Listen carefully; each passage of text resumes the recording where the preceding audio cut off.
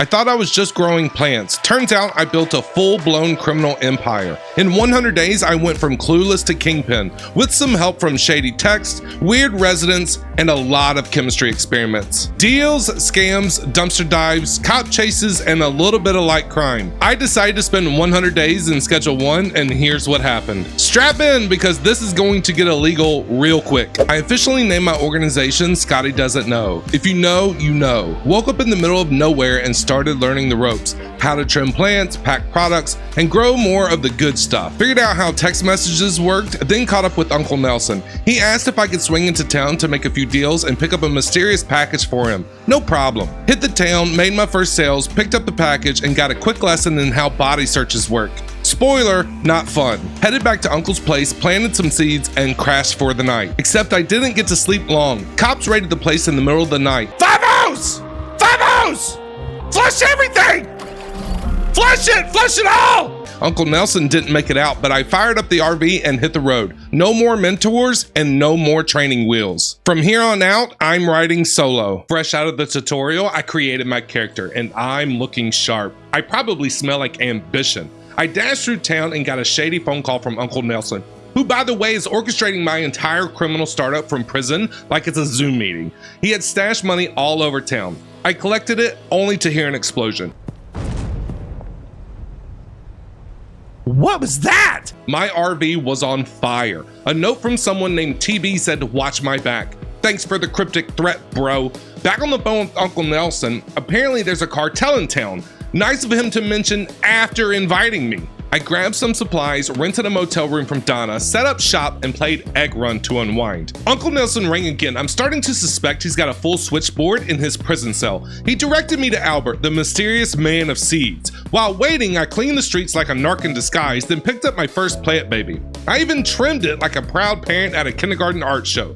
Sales began, text rolled in, and Kathy became my first customer. Got another grow tent, and the addiction empire starts now. Woke up to my phone exploding with texts from strangers who apparently trust motel-grown mystery products. Made a deal with Jessie, who looked like she hadn't slept in a week, and I think she blinked at me just out of spite. Also sold to a cowboy gangster because, of course, that's the thing here. Uncle Nelson called again. He's still in prison, still running my life. Told me to hand out free samples and start looking for a more permanent place to crash. So now I'm a dealer and a marketing intern. While chatting with Peter, the cops rolled up. Ah! I'm under arrest! Run! Run! I sprinted back to the motel like a paranoid roadrunner, then went back out because capitalism waits for no one. Out of product, I pinged Albert for more seeds, killed time with some blackjack, more hardware shopping, and got my drop. Planted the seeds and set up deals like it's the weirdest version of Shark Tank you have ever seen. Woke up and trimmed my leafy green cash cows, packed them up and hit the streets. Needed $800 for a new spot, which is a steal unless it's haunted. Made deals like I was selling hotcakes laced with ambition. Met Kyle, who just absolutely radiates "I've crashed 3 scooters this week" energy. Finally stacked enough cash to buy an apartment above Mrs. Ming's restaurant. She didn't ask questions, which I respect. Moved all of my motel junk into my new hideout. Albert slid into my text offering sour diesel. It sounds toxic. Definitely gonna buy it. Uncle Nelson called. Yeah, he's still in prison and said I needed to start making friends to recruit a new dealer. I guess I'm running a drug empire, I'm a marketing intern, and a networking event now. Did a little nightlife recon and hit the hay. Another day, another illegal harvest. Grabbed supplies from Dan like I was a regular at Home Depot, set up a few deals, pruned my product, and hit the streets for new friends. Met Chloe, who seems like she sells essential oils and chaos, and she pointed me towards Benji. Benji looked like a human version of a broken vending machine, but hey, I need a dealer. We had a chat, he grunted something resembling agreement. Ordered more seeds from Albert, who's now my favorite criminal pen pal. Grabbed the drop while praying the cops were on lunch break. Crawled into bed, dreams filled with dollar signs and sketchy fertilizer. Started the morning with a scowl from Jessie. She looked like she wanted to cut me with her mind. I smiled anyway. That's a risky move. Restocked at Dan's, watered the money bushes, made some deals, and paid off Albert so he wouldn't come after me. Ran into Frank, still lurking around, still weird, and still giving off the I sleep in the crawl space energy. Wrapped up the day with a little quality control, smoked some product, ordered more seeds, and fell asleep wondering how many laws did I break before lunch. Started the day by raiding Dan's like I had a hardware addiction. Stocked up, grabbed seeds, made a few sunrise deals, and then, against all good judgment, tried to pickpocket some locals. Spoiler, I suck at it, got caught immediately, 0 out of 10, would not recommend. Cleaned my apartment, which was starting to look like a crime scene sponsored by dirt, trimmed my bushes, grabbed more soil, and hustled over to Benji to delegate some shady assignments. Set him up with a client list like a criminal HR manager. Uncle Nelson called again, probably from Alcatraz, and told me I could start cooking my product with a mixer. Because obviously, drug smoothies are next. Unlocked a new region, more people to scam, and more lives to enhance. Woke up, trimmed the goods, and boxed them up like the world's most shady subscription service. Ran to Dan's for a mixer because Uncle Nelson thinks I should become a culinary criminal chemist. Installed the mixer in my already cramped hideout, then scheduled some deals and shot hoops while waiting for Kyle, who showed up looking like he sprinted through a fireworks stand. Stopped by the gas mart, grabbed groceries, and handed Chloe a deal. Then went full mad scientist and started mixing my flowers with random grocery products. Nelson called and said ingredients changed the product's effects. Scheduled deals and admired my illegal potpourri, and collapsed into bed. Woke up to a flood of text like I was a sketchy Amazon Prime. Everyone wanted my new product. Jessie stopped by again, still giving I haven't blinked in a week energy, but she bought, so we're cool. Ran around town like a cracked out UPS driver, hit up the mechanic, car dealer, and realtor, learned I could launder money through real estate. Ah yes, Monopoly, Felon Edition. Scammed a few more folks, bought groceries, and nearly got caught by cops right outside my place. I panicked, turned into Usain Bolt, and bolted. Did more mixer experiments. I may have accidentally invented interdimensional weed. Tossed it in a bag, went full shady science fair, and ended the night feeling rich, slightly hunted, and a little hungry. Started the morning with the usual. Supplies from Dan, seeds from Albert, and dreams of global domination. Did some growing, packed up my weird lab mix from last night, and took a hit myself. For science. Hit the streets, made deals, and then boom, stumbled on a crime scene. I didn't do it, I swear. Considered getting a tattoo to mark my rise as a budget-breaking bad, but the cops were swarming like flies on free donuts. I couldn't move without them showing up. Ran home, trimmed the leafy fortune, and did more chemical chaos in the mixer. These products names the game spits out sounds like rejected energy drinks. Packed up my new mystery blends, listed them for sale, and hit the sack. We're not just selling anymore, we're evolving. Started the day hunting for fresh customers like a sketchy door-to-door salesman. Apparently, word's gotten around. People are lining up like it's Black Friday at Sketchmart. And yes, you can sell to a priest. Praise be to profitability. Ran into Jessie, who shockingly turned me down. Either she's in rehab or plotting something. Meanwhile, Kyle was ready to inhale whatever I handed him. Consistency, thy name is Kyle. Spent the rest of the day scheduling shady meetups, scamming the locals, and trash-talking Mitsubishis mid-deal. Because honestly, who's still buying those? Cashed out most of my new product and called it a night. High in profits, low in morals. Started the day strong, met Jessie, who shockingly looked like she slept for once. Is this character development? Paid off Albert so he wouldn't ghost me with seeds again. Swung by Dan's and stocked up on more grow tents. At this point, I'm one fern away from being an illegal garden center. Put the gear in my glorified broom closet, then bumped into Frank again. Just loitering, breathing too loudly, plotting something, I can feel it. Chloe sold me some groceries and mystery goods. She's still cool unless she's also plotting with Frank. Trust no one. Did some planting, trimming, and highly questionable chemistry with my new ingredients. Tried to clean up my place, missed the dumpster by an inch. Gave up, that's tomorrow's problem. Crashed hard, clutching dreams of money and vaguely radioactive edibles. Started off like a true villain. Packed up my latest Frankenstein strain. This batch, insanity. I sold it, people tried it, and I'm pretty sure someone briefly forgot how walking works. Text messages came flooding in. Town's hooked, and I'm thriving like a raccoon in a dumpster buffet. Scammed some regulars, roped in a few new customers. We're out here changing lives. Mostly for the worst, but hey, I'm not a pharmacist. Ran into Peter again, who's basically a mobile cop magnet. Tried to sell to him anyway, immediately heard sirens. Classic. Slid back to my apartment, mentally threw on pajamas, and called it a night. If this new product had a slogan, it'd be legal in hell, maybe. Woke up, tossed some questionable ingredients in the mixer like a dollar store chemist, and scheduled a full day of shady deals. Jessie was MIA, probably recharging her rage. Meanwhile, Kyle showed up like a loyal, overly excited lab rat. I hooked him up, no questions asked. Scammed the local so fast I should have worn a cape. Then Jerry appeared from the shadows and whispered about Shirley, the pseudo plug. Yes, pseudoephedrine. We're leveling up into villainy. I messaged Shirley like, hey, wanna cook? And she was in. Ordered a batch, cleaned up the apartment like I was expecting a drug inspector, then called it a day. Tomorrow's forecast, 100% chance of felony. Started the day by scamming the cowboy gangster again. He's either really trusting or deeply confused. Either way, thanks for the cash, partner. Bought groceries from Chloe, casually tossed flu medicine into my cart like a totally normal drug chef, and admired some public art like a classy criminal. Paid off Albert, then ordered Granddaddy Purple Seeds, which sounds like a strain that comes with its own rocking chair and unresolved childhood trauma. Mixed up the new meds and mystery groceries into something I'm pretty sure would get me banned from multiple countries. Planted new seeds, brewed more product, and listed it like it was an artisanal blend. End of the day mood, I'm not just selling, I'm crafting experiences. Woke up, trimmed my new bushes like I was prepping for a floral fashion show, and packed up the latest concoction.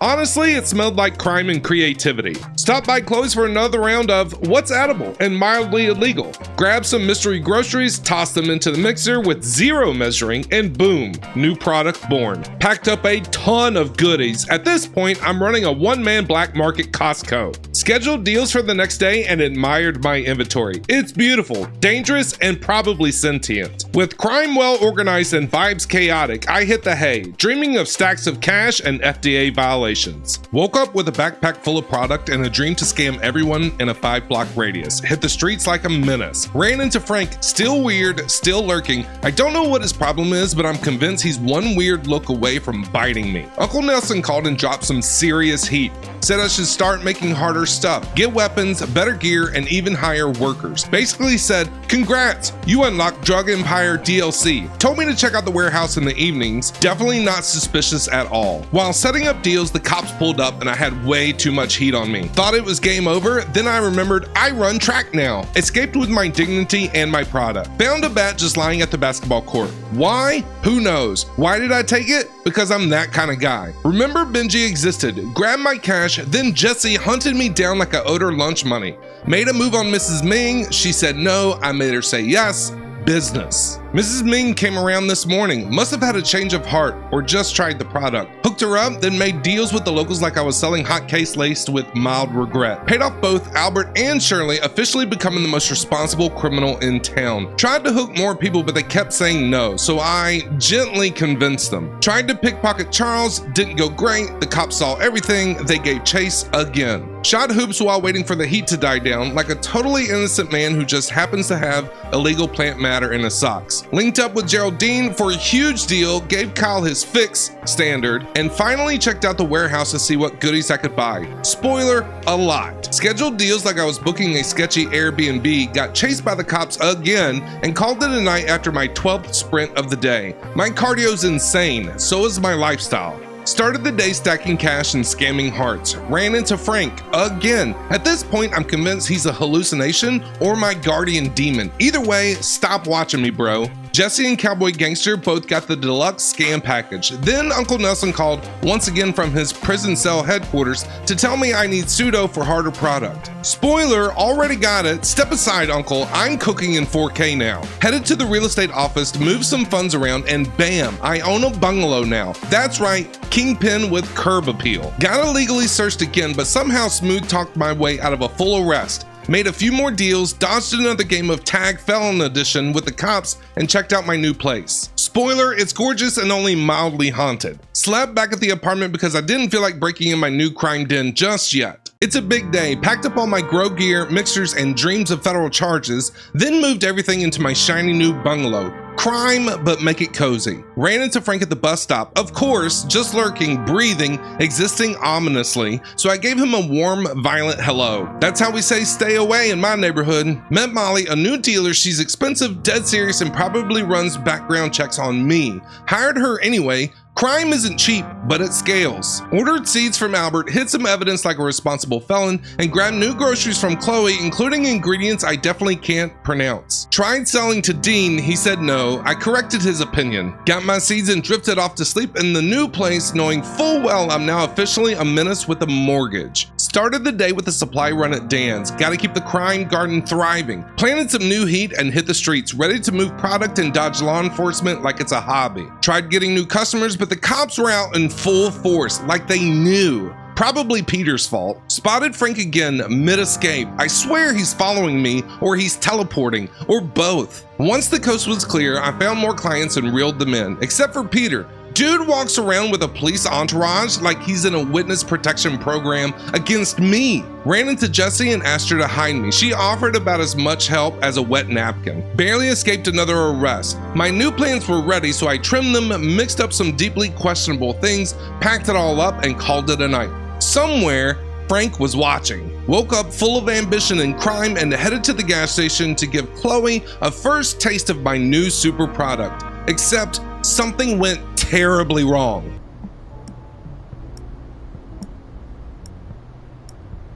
What's that ticking sound? Chloe, you got a bomb in here? Chloe? Any? You okay? You good? What?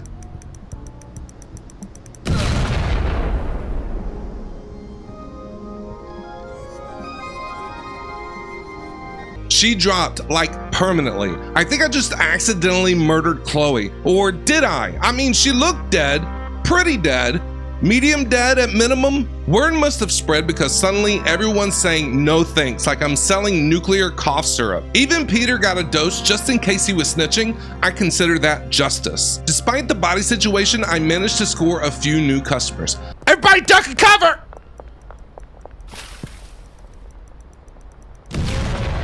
Apparently, some people are just into danger. Police still don't care. There's a corpse on the sidewalk and they're like, nice weather, huh? Went home, taste tested one of my new mixes, pretty sure I vibrated into a new dimension, and decided to taunt the cops just for fun. I was too fast, they couldn't touch me. Did more mixing, more packing, and called it a night. Possibly a wanted man, definitely a legend. Woke up, headed to the gas station, and surprise! Chloe's alive! Not sure how. Maybe she respawned. Maybe I hallucinated her death. Either way, love that for us. Celebrated with the personal test of a new strain. Floated through the town like a high-speed balloon with bad intentions. Picked up new customers, window shopped for vehicles I can't afford, and scheduled some deals. Decided to blow up the barber shop for absolutely no reason, just felt right. Peggy screamed, then bought product. That's customer loyalty. Unfortunately, Anna did not survive the chaos. R.I.P. Anna. I'd say I'll remember her, but let's be real. Then Trent showed up trying to stab me. Maybe he didn't like the price, so naturally I introduced him to the pavement. Sold to some more folks, got spotted by the cops, and decided it was lesson time. Hid out at the old apartment like it was my villain lair. Couple more scams and then bedtime. So far, 2 deaths, 1 explosion, 0 regrets. Started the morning with a little innocent growing, by which I mean planting narcotics like they're decorative herbs. Listed some fresh product, set up deals, and swung by Chloe's, still alive, for groceries. She didn't even bring up the whole possibly died for my product thing. Class act. Returned home and dove into a full-blown science fair of sketchy mixing. Trimmed the bushes, threw together new experiments, and tried not to blow up the place. Swung by the warehouse and met Oscar, dealer of all things expensive and definitely not legal. Took mental notes. Someday I'm buying everything that he owns. Cops spotted me on the way back. Instantly entered stealth mode. Actually, panicked and sprinted. Hid out at the apartment like usual. Later, I ran into Peggy. Her face said, I saw what you did and I'm reconsidering everything, which is fair. Wrapped up the day with more mixing, packing, and backyard pacing like a paranoid squirrel. Sleep came fast, then paranoia came faster. Kicked off the morning by listing my new products like I was running a Black Friday sale for substances. Hit up the Shred Shack because apparently crime moves faster on a skateboard. Bought one, instantly 200% more chaotic. Tony Hawk, but felonious. Scheduled more deals, hit the streets, and started scamming like it was an Olympic sport. This town still can't get enough of my stuff, which is great, but also deeply concerning. Had a little breakdown mid-deal. Am I working too hard for too little? Yes. This is the burnout arc of a drug lord. Jessie found me again, clearly fiending, then ghosted me. Make up your mind, girl. Later, I gave her a sweet deal to make up for the earlier scam. Growth? Maybe. Then Frank happened. Frank! Are you What is your problem, bro? I wasn't even doing nothing.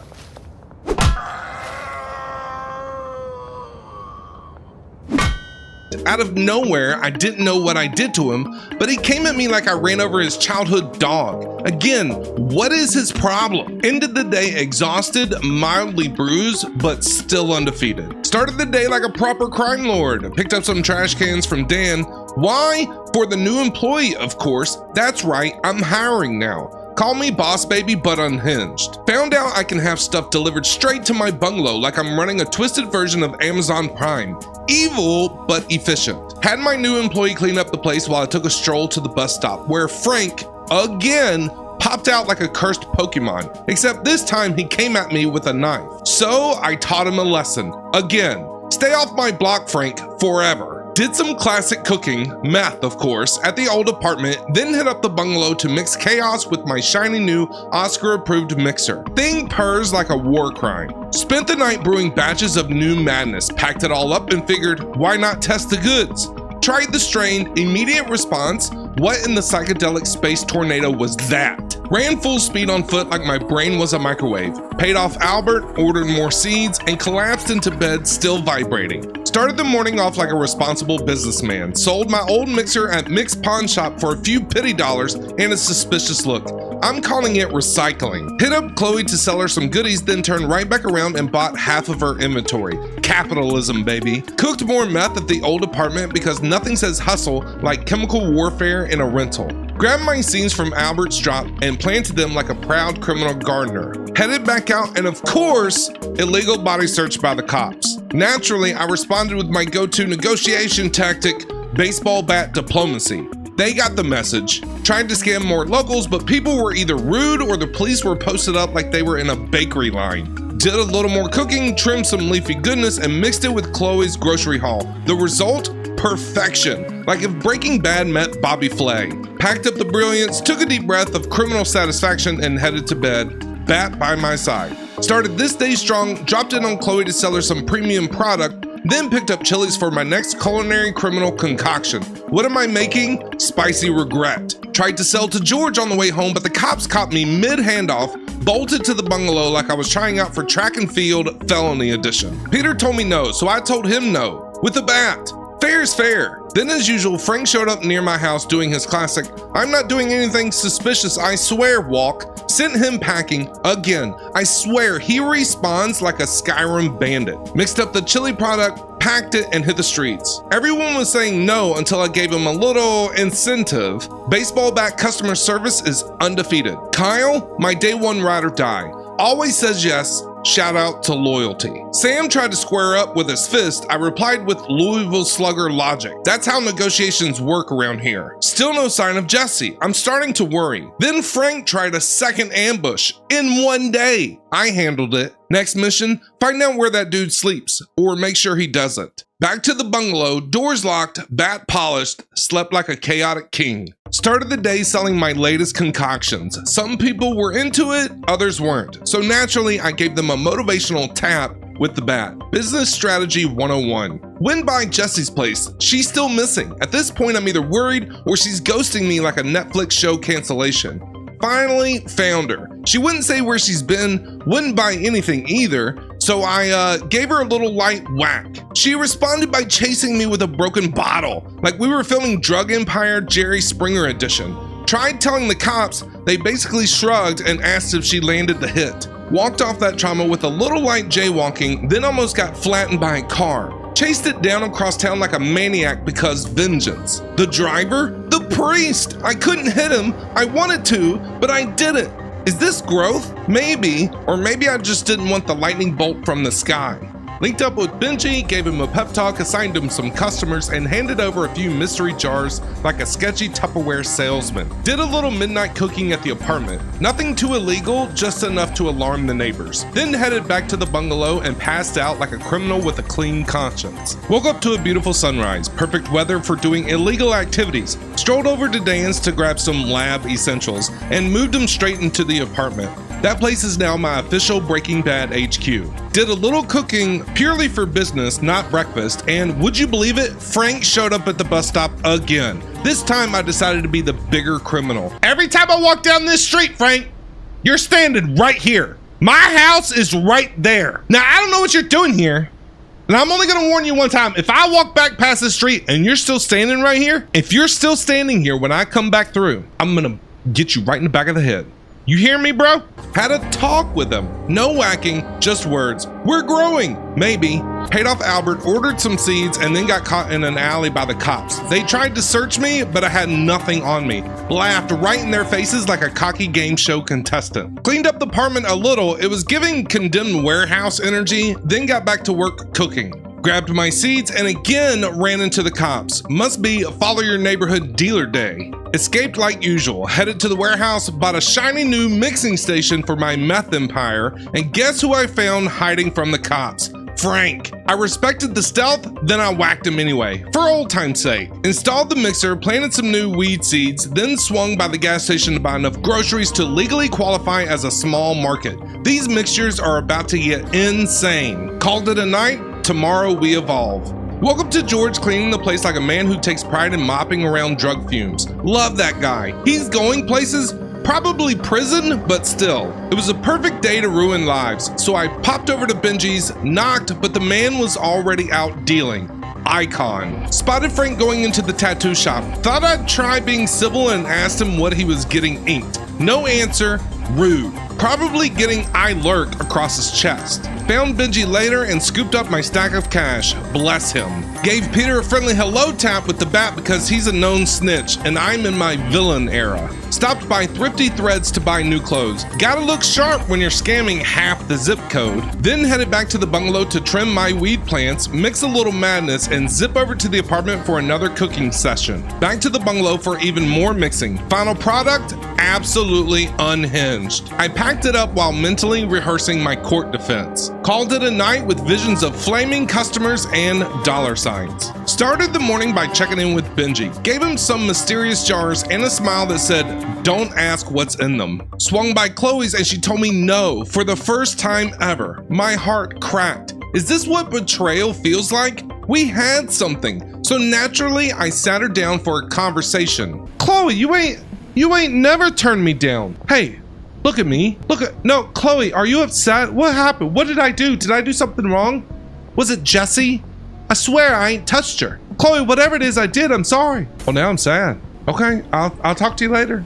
Text me later, okay? Spotted Frank by a fire pit, casually existing, so I whacked him from behind and dumped him in the lake. Real talk, why is he always just there? I feel like he's haunting me while I'm still alive. Swung by Jesse's place to see if she'd mediate this Chloe drama. Apparently Chloe thinks I'm cheating on her with Jesse, which, while technically true, is nobody's business. Sold Jesse my new product and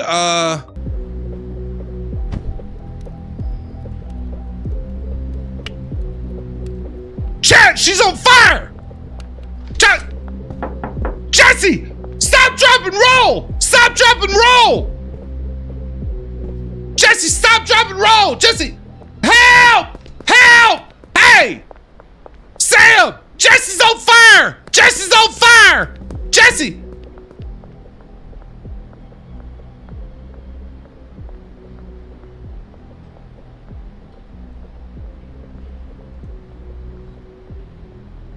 Good luck with that, Jesse. I hope everything turns out okay.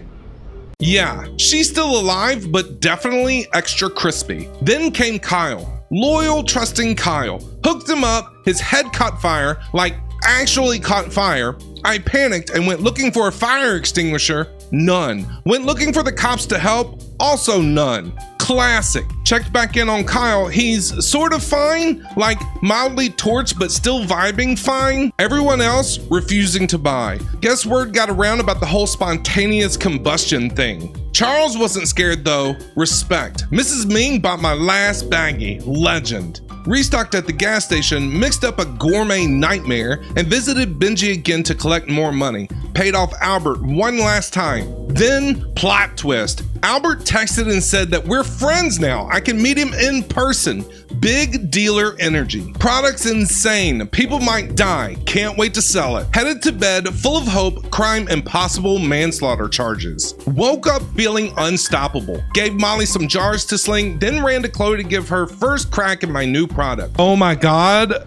Oh my God. Chloe, you're on fire. Chloe, you're smoking.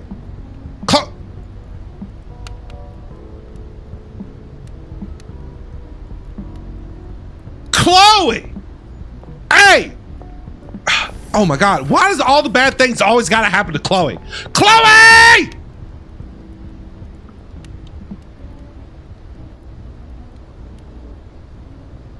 You alright? You okay? You good? Judging by her dazed smile and temporary time travel, she loved it. Tried selling to Peter, he told me no, so I told him no with my bat.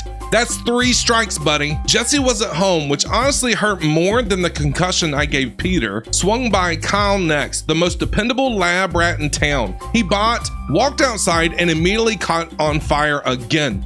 Business as usual. Sold to a few more brave souls considering gambling at the casino, then remembered I like my money unburned. Instead, I bought the golden skateboard from the skate shop. Best investment ever. I'm now faster than Sin and twice as shiny. Found Jesse enjoying the sunset. Mood, mysterious and lightly toasted. Sold her a hit, then went door to door like a vacuum salesman peddling chaos. Caught up with Molly to check her numbers. Not bad. We're running a slightly murderous pyramid scheme at this point. Almost got run over again, smacked the car with my bat again, and the cops saw it again. They chased, I vanished. Headed back to the bungalow, curled up like a high-speed menace, and went to sleep. Started the day with a quick run to Chloe, grabbed some batteries for my next chemical masterpiece. That's right, we're mixing lithium with dreams now. Science. Headed to the apartment for some truly shady experiments. Between batches, I shot some hoops like a well-rounded drug lord. Balance is important. Mixed up a new product that could either unlock the human brain or melt it.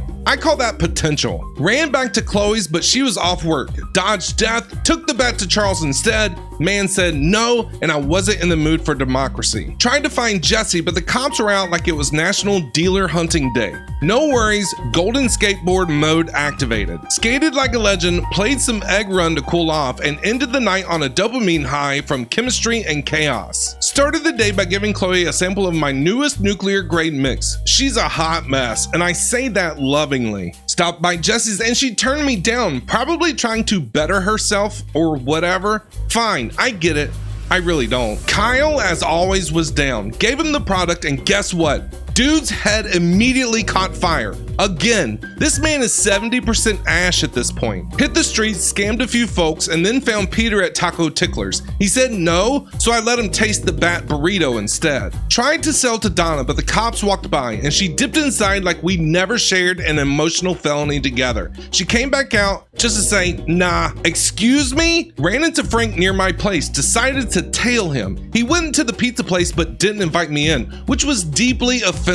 Might be plotting, or maybe he's just hungry. Sold my last bag to Ludwig, then ran to restock ingredients. Charles was clearly still feeling the effects of yesterday's product. Man looked like a glitching NPC. Bought some gear, got chased by the cops per usual, then stopped by the warehouse to make a big move. I hired Timothy, my new botanist for the bungalow. No more personal gardening. I've gone full executive. Assigned Timothy his tasks, tucked him in mentally, and passed out dreaming of explosive profits and lightly scorched customers. Started the day off classy. Met Albert in person for the first time. Big moment. We did some shady hand-to-hand seed dealing like proper criminals. Swung by to say good morning to Frank the only way I know how. Bat first, questions never. Back at the bungalow, I had Timothy get to work planting the new seeds. He's got those good botanist vibes, even if he flinches every time I walk past holding something heavy. Ran to the gas station to stock up on groceries for my next big chemistry experiment, which, spoiler alert, was mostly chaos in a jar. Then things got real. Headed back to the apartment, saw a cop that looked suspiciously like Benji. Is Benji an undercover cop? I don't have proof yet, but my bat is watching him. Did some heavy duty mixing and created something that practically glowed. Packed it up and thought, let's test this on someone who won't sue me. Enter Jessie. Gave her first crack at the new stuff and she, I kid you not, how you like it, Jessie? Yeah, it tastes good. That's good? You like it? You okay? Jessie pooped herself on the spot. She dropped it like a toddler in a bounce house. Horrifying. Also, Success? Ran over to Charles, scammed him into buying, then tried to pickpocket him. Bad idea. Oh God, I should not have picked. He farted right in my face, chat.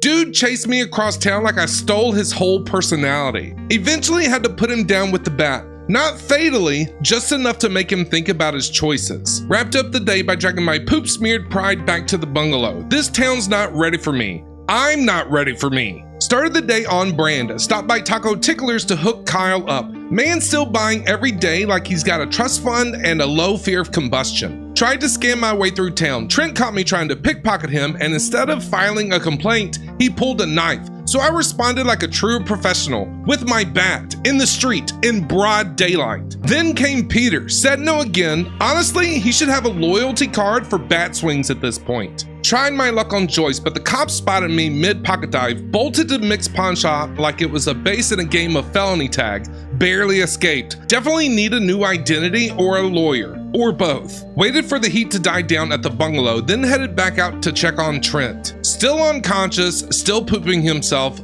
beautiful. Hit up Thrifty Threads for a new outfit, wanted to look like a stylish menace. Mission accomplished. I'm now visible from orbit and ready to commit tax fraud. Got illegally searched on the way back to the apartment because why not? Hired lawyer pending. Mixed up something new and chaotic, packed it, listed it, and boom, text notifications exploded. Checked in on Timothy at the bungalow. Man's finally producing like he means it. Even met Keith under a bridge for a deal because apparently my customer base includes raccoons and trolls now. Did a little weed and grocery fusion, packed it, then went door to door at 4 a.m. like the worst version of a Girl Scout. Peter said no again. You know what that means. Gave Benji some jars, got puked on by Donna, and Joyce looked like she saw God. Almost went to the casino, didn't, then did anyway, broke even, I think. Math is hard at 4 a.m.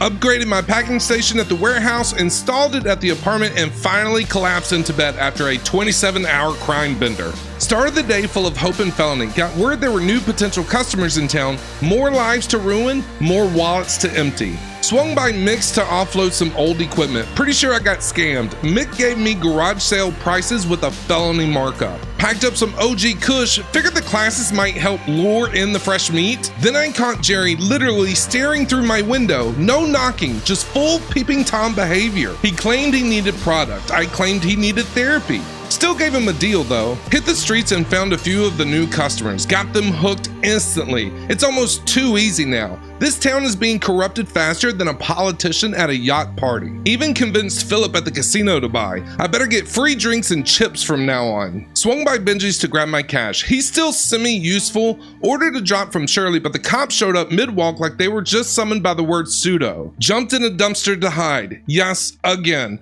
I'm like Oscar the Grouch, but armed and paranoid. Finally made it home after a long day of street-side networking, scamming, and accidental dumpster diving. Started the day strong. Strolled into the gas station and casually bought 20 bottles of pills. No ID check, no questions, nothing. Either I'm a trusted customer or the clerk is just deeply underpaid. Ran back to the apartment, dropped everything into the mixer like a suburban chemist with a god complex, and cooked up something potentially illegal in every state. Picked up my pseudo drop from Shirley, mixed that in too. The result? Probably explosive, probably delicious. Went out for a grocery top up, then swung by Benji's to collect my money. Still not fired, yet. Then I saw Frank, just chilling under my apartment like he's got squatter's rights to the air I breathe. Couldn't have that, bat time. Created a brand new product that's basically a one-way ticket to brain static. Listed it and immediately got spammed with text messages. This town is hooked. Hit the streets, sold to a few regulars, and then transitioned into late night sketch mode. Going door to door in the middle of the night like a cursed trick-or-treater. Everyone bought, everyone loved it, everyone might be dying. I call that success. Cops tried to snag me on the final sale run, but I dipped into the shadows and slid back into the apartment for a few solid hours of rest and moral decay. Started this day in full hustle mode, hitting doors like an aggressive Amazon delivery driver trying to offload narcotics. Sold a bunch of product before breakfast, efficiency. Tried to hit up Trent, but the cops rolled up mid-sale. No problem, I executed my signature move. Jumped into a dumpster like a trashy ninja. Worked like a charm. Sold my last baggie to Elizabeth, who's so pure and sweet, it almost made me feel bad. Almost. Moved some money around in my criminal piggy bank and headed to the real estate office for a big boy move. I bought the laundromat. That's right, I'm laundering money with literal laundry. Full circle. I might be a genius. Stopped by the bungalow to do some rearranging. Move furniture around like I was prepping for a visit from Criminal HGTV. Optimize the setup to make life easier for my overworked staff and my overworked conscience. Wrapped up the day with a celebratory floor shuffle and crawled into bed, dreaming of tax evasion and fresh detergent. Started the morning like any good kingpin, furniture shopping. Hit up Dan's for some shelves and grow supplies because nothing says efficient drug empire like solid vertical storage. Installed the shelves in the bungalow, admired my organizational skills, and then noticed Frank lurking around again. Why does he hover like a cursed Roomba? Sent him flying again. Swung by the gas station for a full cart of groceries and dropped a serious mix session back at the bungalow. Cop nearly ran me over on the way, so I gave his car a little bat tap of justice. Back home, I did more organizing, more mixing, more packing. This place is starting to run like a very illegal Fortune 500 company. Dropped off some jars for Benji, then ran to the apartment to cook like a sweaty scientist.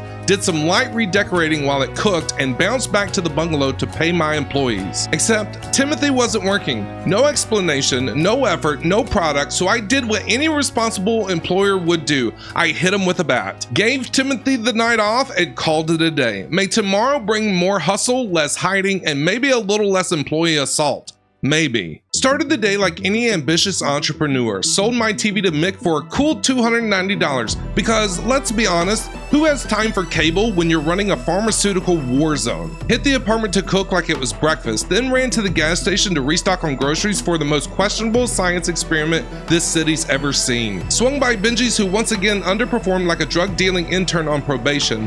1 jar sold. 1. He's on thin ice. Bounced between the apartment and bungalow all day. Mixing, cooking, packing, repeat. Felt like a criminal Fitbit challenge. Cops caught me outside mid-madness, so I jumped into a dumpster and prayed they didn't have a flashlight or standards. Eventually, I decided to just let Molly and Benji handle the weed distribution. I'll focus on the more expensive stuff. And finally, after a full day of test tubes, grocery fusions, and possibly summoning Satan, I created my first signature product, Scotty Doesn't Know 1.0. Side effects may include enlightenment, combustion, and cosmic regret. Packed it up like a proud criminal parent, then face planted into bed. Kicked off the day by launching Scotty Doesn't Know 1.0, and the town lost its mind. Text messages started flooding in. My phone sounded like it was trying to alert me to the end of civilization. Honestly, it kind of was. Tried to sell to Chloe, but she turned me down. My heart shattered. My ego bruised. My response, business as usual. Got hunted down by Keith at Taco Ticklers. Sold him SDK 1.0. Dude took a hit and just phased out of existence? Straight up teleported or something. Where'd he go? Keith.exe stopped responding. Dropped by Benji's for my money. He delivered for once. Scammed some residents, ignored morals. Ran into the cops again. They tried to search me for the 72nd time this week. I was clean, but emotionally filthy. My phone was still blowing up. This town's addicted. I should be arrested, but I'm also a genius. Found Jessie enjoying another sunset. She must be in her poetic phase. Sold her SDK 1.0. She just bought it and wandered off like I didn't almost kill her last week. Love that. Spent the night running around like a felony FedEx driver, making non-stop deliveries. Kyle, as always, bought without question. Seriously, how does this man afford daily binges on a Taco Tickler salary? Finished the night totally sold out of SDK 1.0. Shelves at home were full thanks to Timothy actually doing his job, and my legs felt like I ran 10 criminal marathons. Fell into bed, rich, exhausted, and morally extinct. Started the day with a performance review for Benji, and by that I mean I found him slacking again, so I snatched the jars out of his underachieving little hands and handed them to Molly, who at this point is basically carrying this entire empire on her back. Swung by the gas station for some groceries, only to discover horse semen is now available on shelves for purchase in bulk, like 100 gallons at a time. What kind of equestrian nightmare convenience store are they running here? Shrugged, bought some, obviously, and headed to the apartment to whip up a fresh batch of felony stew, then zipped over to the bungalow for some light mixing. Crime never sleeps, and neither do I, apparently. On my way back to the apartment, I spotted Frank lurking nearby. Decided to give him a friendly bat tap just to say hi. He responded by chasing me up the stairs like a cracked out raccoon in human skin, trying to break into my apartment. So I did what any rational kingpin would do. Bonked him unconscious and tossed him in a dumpster. Home sweet home. home. Ran a few more laps between the apartment and bungalow like a one-man criminal Uber, doing non-stop cooking, mixing, and packing. Handed out jars like Halloween candy. Gave more product to Benji, this is your final warning, buddy, and refilled Molly's supply. She didn't even flinch. She's locked in. After enough mixing to violate OSHA, my new masterpiece was born. Scotty Doesn't Know 2.0. Sharper, stronger, and potentially illegal in space. Packed it up with a twisted grin and called it a night, dreaming of townsfolk crying, vomiting, and begging for more. This town was already ruined. Now it's about to be legendary. Woke up, cracked my knuckles, and listed Scotty Doesn't Know 2.0 like I was launching the end times on Etsy. Text messages hit my phone like a stock market crash. The people were thirsty. First stop, Jessie. She bought a dose, smiled, took one hit, and her hair spontaneously combusted. Didn't even flinch. She just walked back inside like she had done it before. Icon. Next up was Chloe, then Dean, and then even Mick, who literally bought a baggie while at work. Man was handing out tools with one hand and tripping face with the other. Started scamming the streets, and shockingly, not a single person turned me down. It's like SDK 2.0 comes with a loyalty chip and brain fog. Scheduled a bunch of late night deals, because what's better than felony networking under the stars? Swung by Molly, snatched my cut, and gave her the old "we're doing great but don't get lazy" stare. She's been solid for now. Then made my biggest move yet. Headed to the warehouse and hired a full-blown chemist for the sweatshop apartment. No more Breaking Bad by myself. Now I'm just breaking rich. Popped over to the laundromat to launder some money. Yes, literally. When I heard a gunshot echo down the block. Somebody got shot. It's probably Frank. Naturally assumed it was Frank finally catching karma. Didn't check, I just hoped. Then I met Olivia, new employee, radiates professional drug dealing energy. She showed up early, focused, and probably already has a retirement plan. Olivia is going places. Probably prison, but still places. Shot some late night hoops while waiting for deals because balance, crime cardio. Benji called, said he was out of product again, so I sprinted over, grabbed my money, refilled his stash, and told him to act like Molly or get replaced by a possum. Then ran around town with SDK 2.0, scamming like a monster. Still don't understand how this town has money every single day. Are these people robbing banks to afford my product? Met Eugene. He got smart, got mouthy, so I got batty. Taught him a lesson in customer service war edition. Don't ever text me again saying you want something. Make me wait. Hold out, right? And keep it for you, and then I come and give it to you, and you gonna try and tell me no? What you mean? Saw Elizabeth right after, and suddenly the clouds parted. She smiled, I smiled, briefly forgot I was running a chemical circus. Then I saw Frank again, of course, just breathing my air, so I smacked him. Tradition. Austin took my last jar of SDK 2.0. Boom. Sold out. This town is a walking experiment and I'm the lab coat. Saw Molly again, but this time she was slacking. After all I've done for her? Come on, Molly, you're better than Benji. Barely. Ran to the gas station to pick up some groceries for the apartment. Did some cooking and mixing, because what else am I going to do at 4 a.m.? Texted Albert for a meetup and ran to the mayor's house to buy a bunch of seeds from him. I don't know why he was at the mayor's house. Ran the seeds back to the bungalow. Cops saw me on the way back. I tried to hide on a roof, but somehow they were still able to shoot me with a taser. So I went back to my original technique, hiding in a dumpster. Did some more mixing at the apartment and came up with something that might just kill someone. Packed it up, headed to the bungalow for a good night's sleep. Started the morning by listing my brand new product, and my phone basically exploded. The townsfolk were frothing at the mouth to get their hands on it. It's not even 9 a.m. and I'm running a black market like it's Black Friday. Kathy was first in line, classy, loyal, high-functioning addict. Austin showed up just to see what was going on, took one look and immediately bought in. That's how good this stuff is. It sells itself. Hey, Chloe, I got something super great for you to get.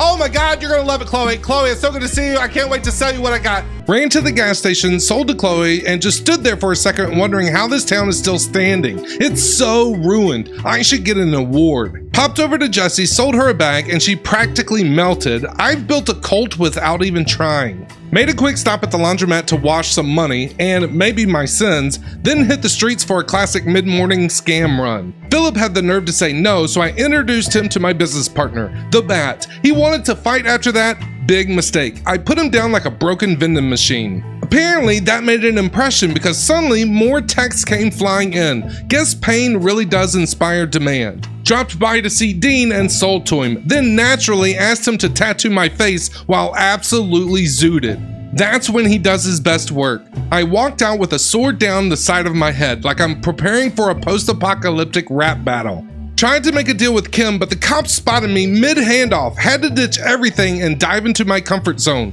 Dumpster living. Shout out to Keith for not ratting me out. He's a real one. Might send him a fruit basket or drugs, probably drugs. While waiting for my late night deals, I ran to the gas station to restock groceries for the bungalow lab. But on the way back, the cops saw me again. At this point, I think they've got me on Find My Felon. This time, they got me right in my backyard. Oh God! Wait! No!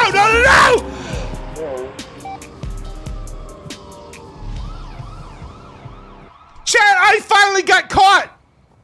I finally got caught! My first arrest. They gave me a fine, which sucked, but the real tragedy, they confiscated all of my product. Everything.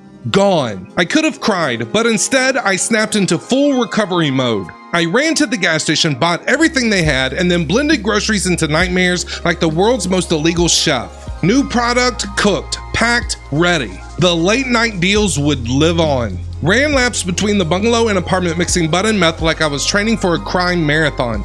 Then it was go time. I hit every deal on the schedule like a stoned Santa Claus. Then came Randy. He agreed to the deal, showed up, then decided he didn't like it. So I laid him out. Simple. Greg saw the whole thing though, so I gave him the old if you talk, you walk weird look. He got the message. Philip was still unconscious, so I stuffed him in a dumpster like a leftover Subway sandwich. Evidence? Handled. Deals are done. Town re-corrupted. Ran home to pack up my fresh weed batches, swung by Benji's to hand off some jars, he better hustle this time, and finally crawled into the bungalow to sleep like a man who burned down a town one Ziploc bag at a time. Started this beautiful criminal morning the right way by laundering money at the laundromat. Nothing like folding your cash while some guy folds his Spider-Man boxers across from you. Swung by the ATM to shuffle some shady funds and surprise! Uncle Nelson called me. Haven't heard from Prison Dad in a while. I assume he's thriving behind bars, giving TED Talks on tax fraud. He told me there's a weekly deposit limit and that I need to start laundering money. I told him, buddy, I've been laundering for 2 weeks. Keep up. Then I made a huge business investment. I bought a van. Do I have a license? No. Do I have insurance? Also no. Do I have the most criminal cargo capacity in town? Absolutely. Took the van to the mechanic for a glow up. Figured it was time to make it scream, I definitely don't sell drugs out of here. Told my chat to vote on a paint job while I multitasked. Stopped by Benji's while waiting and surprise, he's still slacking. Snatched my money and gave him a motivational speech. He'll get it eventually. That's all you've sold, Benji? Give me a break. Next saw Molly, absolute queen, consistent, focused. She handed me my cash with confidence, employee of the month energy. Then on the way back to the garage, I almost got pancaked by some maniac in a sedan. So I did what any rational adult would do. I beat his car with my bat. That'll teach him to use the gas pedal responsibly. By the time I limped to the garage, the mechanic had already dipped for the day. No paint job. I blamed the car that tried to murder me. Swung by the Stash and Dash to see if I wanted to buy it as a mixing station hub, but decided against it. For now, tempting, but I'm saving up for something extra chaotic. Wrapped things up early, headed back to the bungalow and got to bed in a semi-respectable hour. 8 hours of sleep? Haven't felt that in weeks. Woke up feeling like a well-rested menace. Started my morning like a responsible villain. Swung by Mick's pawn shop to dump some old equipment.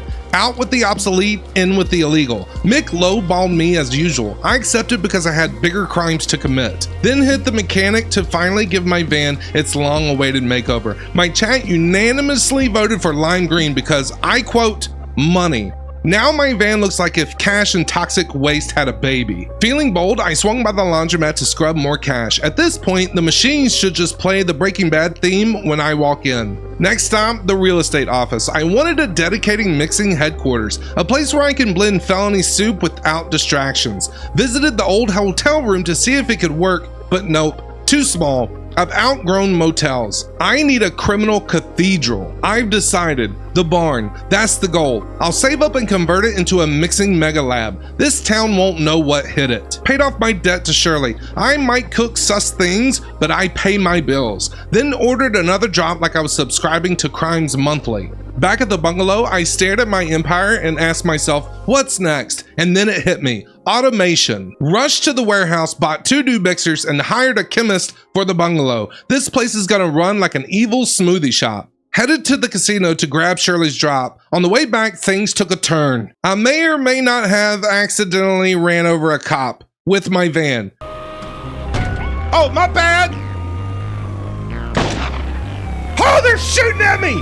Totally an accident, but suddenly I'm wanted dead or alive and every siren in the city is harmonizing. I gunned it to the apartment and laid low while the wanted level cooled off. My van was still warm, so was my conscience. Once it was safe, I met up with Benji, who is somehow slightly improving. Maybe fear is motivating him. Back at the bungalow, I assigned tasks to the new chemist and went to install my shiny new mixers and then realized I bought the wrong mixers. Not even the kind I use, just 2 expensive glorified blenders. Back to the warehouse, bought the ones I really needed, and then back to the bungalow to install them. Again. Then back to the warehouse one more time to hire a handler, and back again to assign their tasks. To wrap up the night, I ordered groceries delivered straight to the bungalow because my dream is full automation. No more hand mixing, just pop in, pick up the product, profit, repeat. The system isn't perfect yet, but we're getting there. Slowly, but very illegally. After a long day of driving, dodging, hiring, firing, unfiring, crashing, laundering, and logistics, I went to sleep. Like a tired CEO of Crime Corps. Started the morning like a true Kingpin CEO, pacing through the bungalow, coffee in one hand, bat in the other, observing my employees like I'm running a very illegal Silicon Valley startup. I had groceries delivered the night before, and I'm checking to make sure everything's getting mixed and moved. Things should be smooth. But then I noticed something. My chemist, Christopher, is just standing there. Vibes are good, productivity, 0. Turns out he won't start mixing a new recipe unless I make it first. He's a chemist, a trained drug wizard, and I have to hold his hand?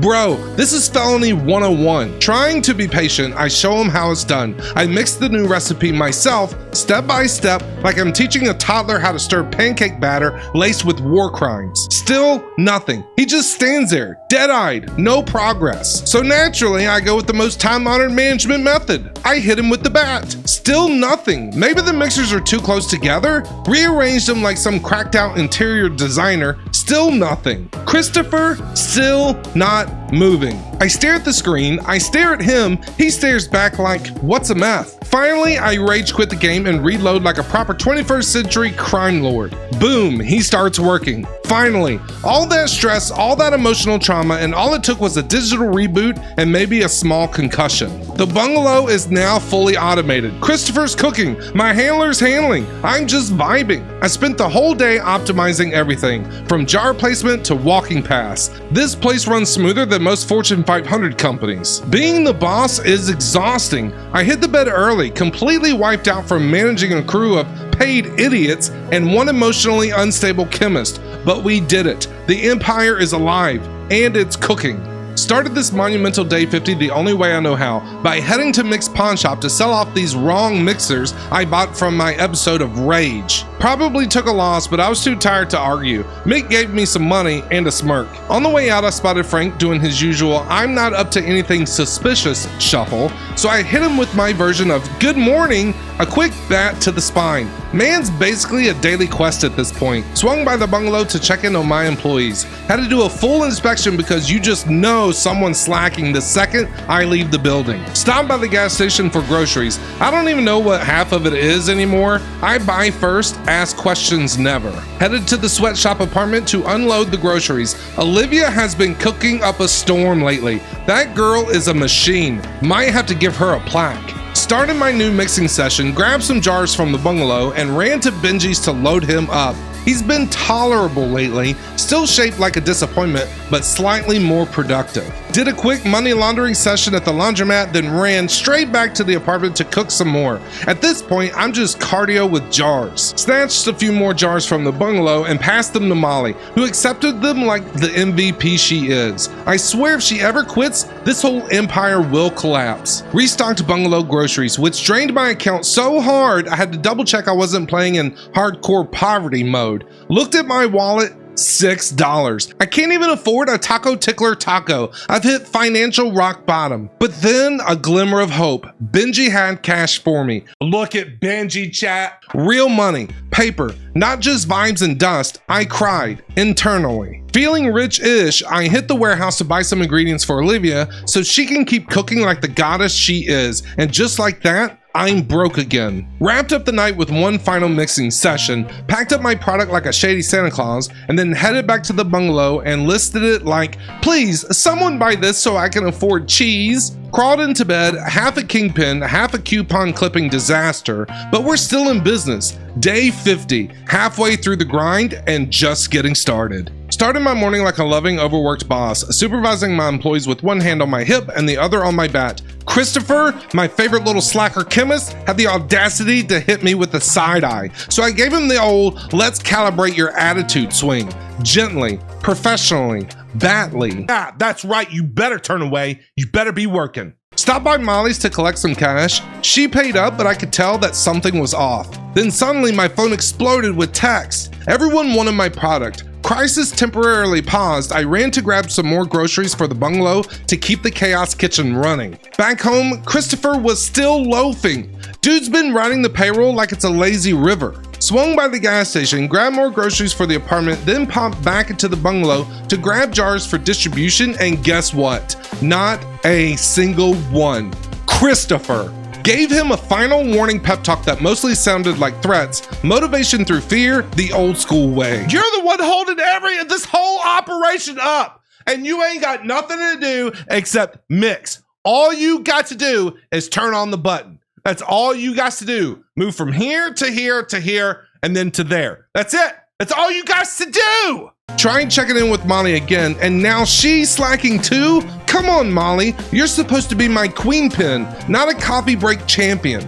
Out of options, I ran around town scamming door to door like a very suspicious Girl Scout, but everyone said no. It was like I was giving away tax audits. Then Jessie texted me. Mid-message, she pulled a 180, ran up, and tried to stab me with the broken bottle. Jessie, what did I do? I didn't even do. Why is she angry? What happened? What? Why? I didn't even scam her this week.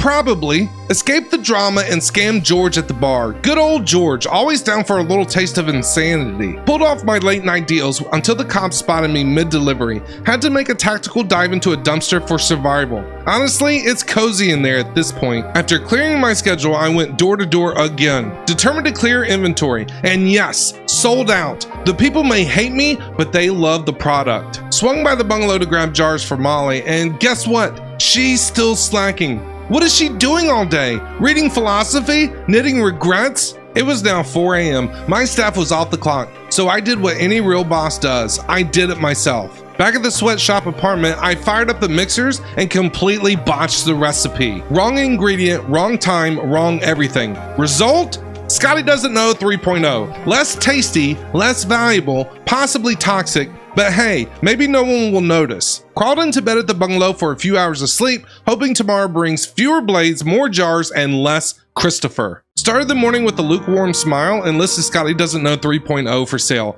Is it as good as 2.0? No. Will the town care? No. These people will buy drywall if I labeled it limited edition. Swung by to see Benji, still slacking. I don't even know what he does all day. Meditate, daydream, commit tax fraud for fun. Out of nowhere, Chloe comes sprinting up begging for product, and I'm like, say less and offer her some. And she refuses? Ma'am, you chased me. What kind of reverse customer service is this? Realized it was time to make a power move, so I finally hired Brad as a new dealer. If Benji and Molly want to be background characters, Brad's the new star. Laundered some money at the usual spot, my coin-operated felony cave, then scheduled my late-night deals like a criminal Google Calendar. Gotta stay organized when you're ruining lives. Ran around town pulling off casual scams like it was my morning cardio. Tried to stop by the real estate office to check on future empire expansion, but it was closed. Rude. Went to try to give Lucy a free sample, but the cops saw the whole thing, so I did the only logical thing. Bolted like a caffeinated raccoon with a warrant. Waited for the heat to die down, then slid back into my routine. Scheduled deal drop-offs like a sketchy Uber Eats. All was going well until Kevin changed his mind last second, so I changed his kneecap alignment with my bat. Actions have consequences. Once the schedule was clear, I went door to door again like a criminal Jehovah's Witness, and after harassing half the zip code,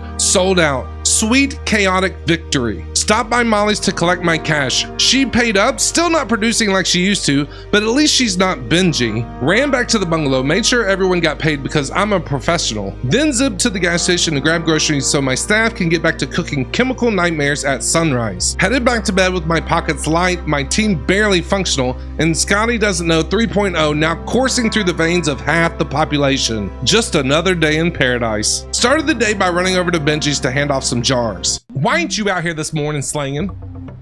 Benji, why ain't you out here this morning slanging, bro? Look, I give you all this product and you ain't out here. Thought we'd have a nice little team check-in, but after a short chat, he straight up slammed the door in my face. Hello? I'm your boss. I pay you in real money. Sometimes. Shook off the disrespect and ran to the gas station for groceries because the sweatshop apartment doesn't run on hopes and expired chips. Then hit the laundromat to keep my dirty money squeaky clean. Back at the apartment, fired up the mixers, cooked up some chaos, and paid off Shirley because even drug lords don't mess with late fees. Ordered another chop from her like clockwork. Then of course Frank came wandering around outside my apartment like a lost demon with unfinished business, so I gave him the usual bat face. He will never learn, mostly because he probably has no remaining brain cells. Picked up Shirley's drop, then headed to the bungalow to see if my employees had, I don't know, done anything today. Scheduled a bunch of deals for my newest batch, a sweet little number I call Dream Cookies. Fluffy name, felony results. Tried to scam Elizabeth, but she hit me with a, nah, she's too cute to be mad at. I let it slide for now. Went door to door like a knockoff vacuum salesman, but everyone was turning me down.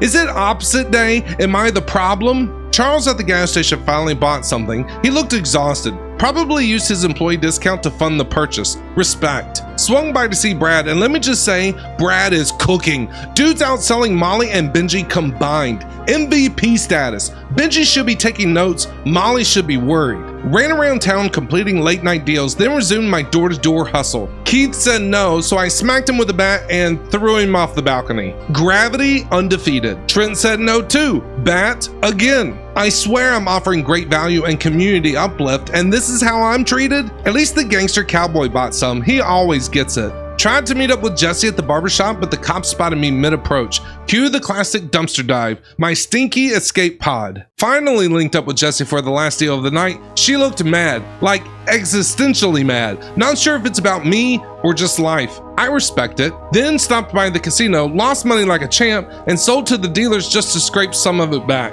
Back to the bungalow to check production numbers and one jar. One. What are these people doing? A knitting circle? A podcast? Grabbed more groceries at the gas station, did the mixing myself because no one else will, packed it all up and collapsed into bed. Lesson of the day, if you want something done right, you gotta do it yourself, even if that something is illegal, exhausting, and might cause spontaneous combustion. Started the day off strong with a team pep talk, by which I mean pacing around the bungalow yelling things like, "What do I pay you for?" while my employees stared at the wall like it owed them money. Kicked things off with my MVP Brad. Ran him some fresh jars because he's actually selling. Unlike certain other people, Benji, Molly, scheduled some late night deals like a sketchy DoorDash driver with felony intent. Then hit the laundromat to clean up my money because this product is dirty, but my accounting isn't. Popped over to sell to Dean and plot twist, the guy's got a safe hidden in his shop that I can use? Just casually offered it like a normal business perk. Thanks, Dean. Totally not suspicious at all. Swung by the apartment to check in on Olivia and wow, she's the only reason my empire hasn't collapsed. This girl is mixing like rinse do and the walls are whispering. Take notes, boys. Scammed a few locals on the side because multitasking is my love language, then ran to the gas station for more groceries because mixing madness requires ingredients. And now for those interested in culinary chaos, the recipe for Dream Cookies is motor oil, soda, painkillers, gasoline, more soda,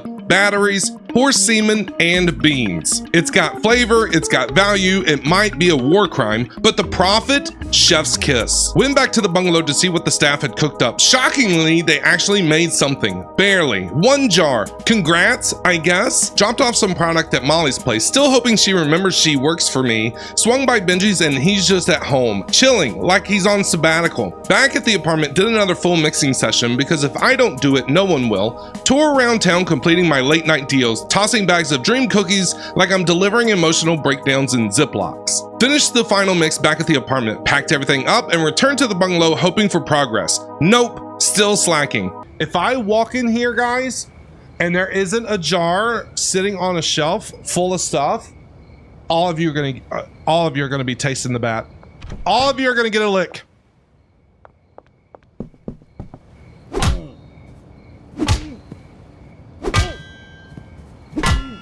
I'm tired of this, fellas. Fellas, I'm tired of this. I'm tired of this. I got one person over at the sweatshop who puts in more work than the 4 of you do combined. I did all the mixing, I did all the packing, I am the empire. Went to bed with sore feet, full pockets, and a deep hatred for lazy employees. Started the morning the only way a criminal mastermind should, with a warm cup of coffee and a stop at the laundromat to clean money dirtier than Benji's work ethic. Dropped off a fresh set of jars to Brad, who's still holding this operation together with hustle and sheer vibe. Give that man a raise, or at least a medal shaped like a baggie. Then made a big move, headed to the real estate office and bought myself a brand new front for more laundering. And not just any property, I bought the post office. That's right, I now control the mail. I've gone full villain. Scheduled some late night deals like a deranged personal assistant, then ran around town scamming folks like I was in a pyramid scheme made of regret. Of course, Chloe bought some. She's loyal to the chaos. Dean too. He never asks what's in it. He just nods and hands over the cash. Love that. More text messages started flooding in like I just dropped a skincare line made of nightmares.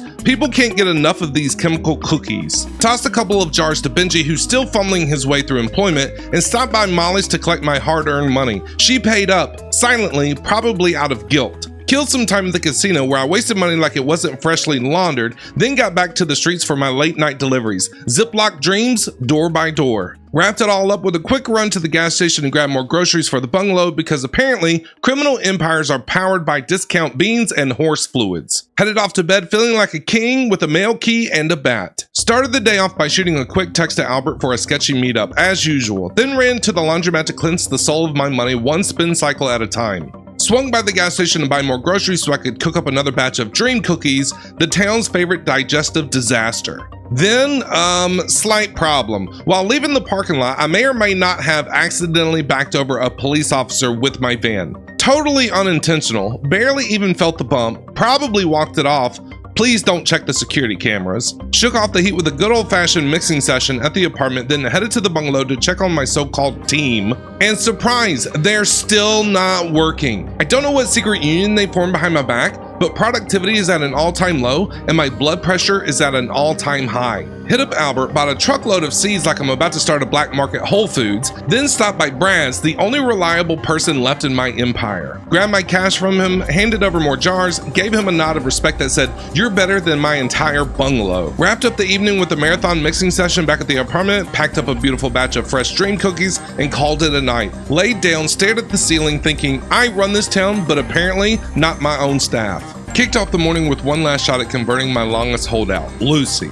She's been dodging me like I'm selling magazine subscriptions, but today, she finally agreed. Welcome to the cookie cult, Lucy. Took you long enough. Rolled over to check on Brad, my golden child, and suddenly he's slacking. Great. Everyone gets comfy eventually. Loyalty really is temporary. Swung by Benji's next, expecting more disappointment, but shocker, he's finally starting to get it. Slow progress is still progress. I'll take it. Stopped by the gas station to pick up some groceries for the bungalow because even drug labs need their vitamins and beans. Always beans. Listed my latest batch of dream cookies for sale, this town's favorite legal gray area in snack form. Ran to the apartment to check on Olivia and oh my god, she's still cooking like an absolute legend. I swear she's cooking faster than I can sell it. Someone give her a Nobel Prize in narcotics. Just as things started to pick up, my phone started blowing up with text. SDK 3.0 is mid, but dream cookies? They want it in bulk. Paid off my running tab with Shirley because I'm a responsible criminal and immediately ordered another drop from her like I'm on a subscription plan called Meth Prime. Started mixing another batch at the apartment and all of a sudden I noticed that there was a game update. The hardware stores now sell lockers. Same function as a bed, less space. This changes everything. Storage optimization equals crime efficiency. Took a victory lap around town, stopped to launder some money, picked up Shirley's drop, and finally ran back to the bungalow to check production. And guess what? They're actually working. I almost cried. Real productivity. Jars on jars. I could smell the passive income. Just as I was admiring their performance, the cops were right outside. No time to celebrate. I hit the gas and booked it back to the apartment like a bat-wielding roach when the lights come on. Dropped off some jars with Benji, then back to the apartment for more mixing. Packed up the latest batch of dream cookies, the frosting of financial freedom. Hit the streets to complete my scheduled late night deals, one sketchy handshake at a time. Ran back to the gas station for a final round of groceries to keep the bungalow stocked, then stopped by Molly's place to give her some dream cookies to sell. She's back on the roster. Let's see how long she stays on my good side. Ended the day tired but satisfied. With product in motion, employees mostly awake, and zero dumpsters involved, a win is a win. Woke up to text messages flooding in like I just announced a flash sale on Felony. These people are feral for dream cookies. First stop, Dan's Hardware. Picked up some soil for my botanist at the bungalow. Gotta keep the weed flowing and the employees pretending to care. Swung by the gas station to grab some groceries for the apartment just in time for more texts from the product-hungry locals. Ran to the laundromat to launder some more bills before they got emotionally dirty, then sprinted back to the apartment to kick off a mixing session. Then went to check on things at the bungalow, and guess what? My handler isn't working. Just standing there like a confused scarecrow with trust issues. So I did the packing myself, sweating like a CEO with no staff. Then suddenly, he tries to take over. Mid-pack, just slides in like, oh, I'll do it now. Nope, not today. I stared him down like, this is my mess, let me finish it. Back to the apartment to finish mixing, packed it all up, and decided it was time for some good old-fashioned quality control. Lit up a dream cookie for myself.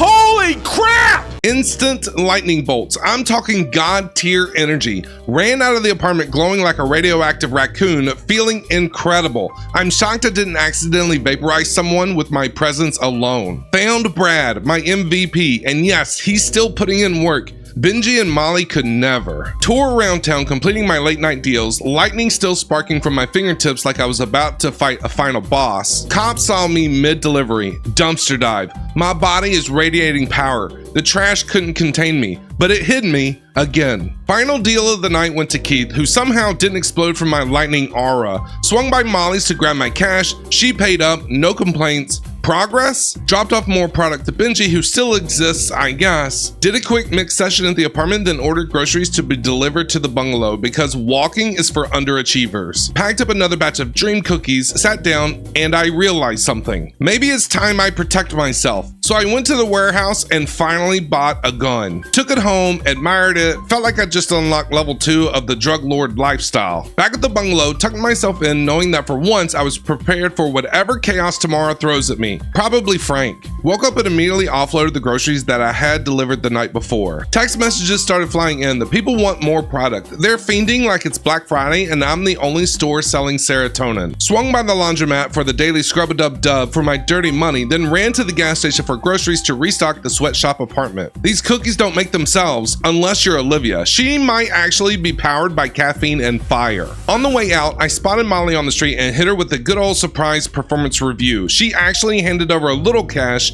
Not bad, not great, but progress is progress. Then I saw Frank walking down the road, just existing. So I did what had to be done.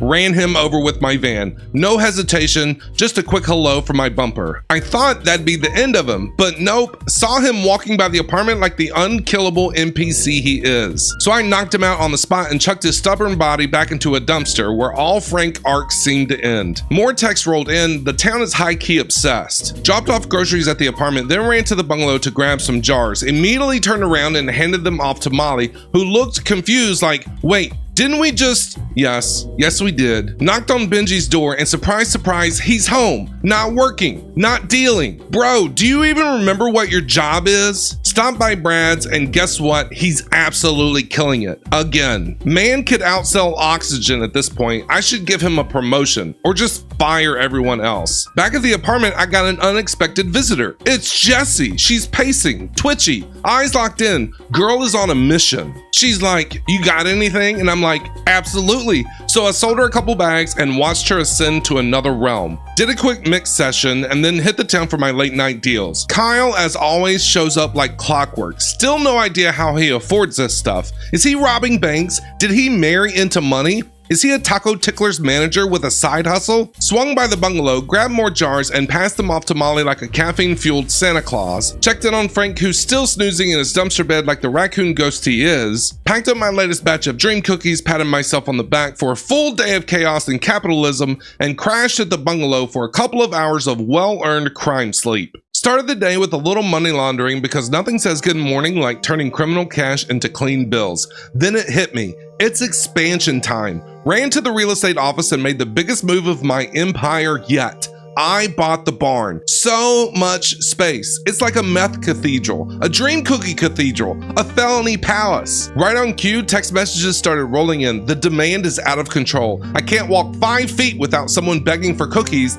that might actually cook them. Spent some time mentally planning out how I'm going to organize the barn. Mixers here, lockers there, maybe a decorative pile of cash in the corner. HGTV would be so proud. Swung by Benji's to hand off some product. He's still the definition of bare minimum, but hey, he was vertical and holding jars. I'll take it. More texts came in. This town is a walking addiction problem. Stopped by Brad's expecting greatness, but nope, he's slacking now too. Spotted Molly out walking and was fully prepared to roast her on site. But surprise, she actually did a little work. A small, fragile ray of hope. Tried to stop by Jessie's, but she wasn't home. Where does she even go? Does she have a secret double life? Is she seeing another dealer? Ran around town scamming random locals while waiting for my late night deals. Needed something to do, so I dipped into the casino and played a little blackjack. Lost money, gained nothing, regrets? Absolutely. Night fell and it was dealing time. Ran around town like a trench coat wearing Amazon Prime driver for degenerates. Tried to squeeze in some door-to-door selling to finish off inventory, but of course, the cops saw me.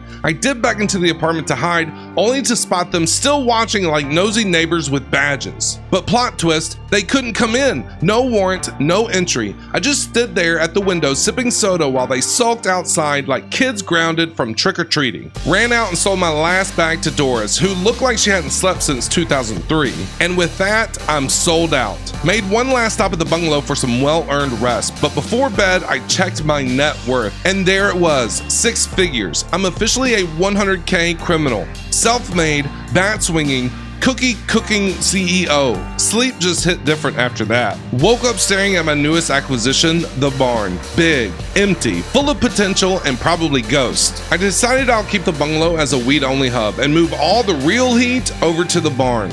Headed to the apartment, loaded up every piece of gear I owned like I was robbing myself and hit the road. Stopped off to launder some money because even during a move, the hustle never stops. Rolled up to the barn and began placing all of my equipment like a felony-themed IKEA project. Mixers here, lockers there, chaos center stage. Realized I was gonna need a lot more stuff if I wanted this place fully automated. So I hit up Olivia, my best chemist, and asked her to relocate to the barn. She agreed, but chose to walk there instead of just letting me give her a ride. Okay, Queen, get your steps in. She's been a model employee, so if she wants to do the scenic route, she's earned it. Made a pit stop at Dan's Hardware, bought more shelves, and then raced back to the barn to install them. Slowly but surely, the barn is starting to look like a laboratory for moral collapse. Went by Benji's, and for once, he didn't disappoint. Had a solid stack of cash on him. I almost fainted. He's not Brad, but this was borderline impressive. Ran to the warehouse, dropped a big chunk of cash on new equipment in bulk, and loaded up on ingredients for Olivia so she can start cooking the moment she arrives. Paid off my debt to Shirley like a responsible criminal adult and then ran back to the barn, and there she was, Olivia, waiting, ready to cook.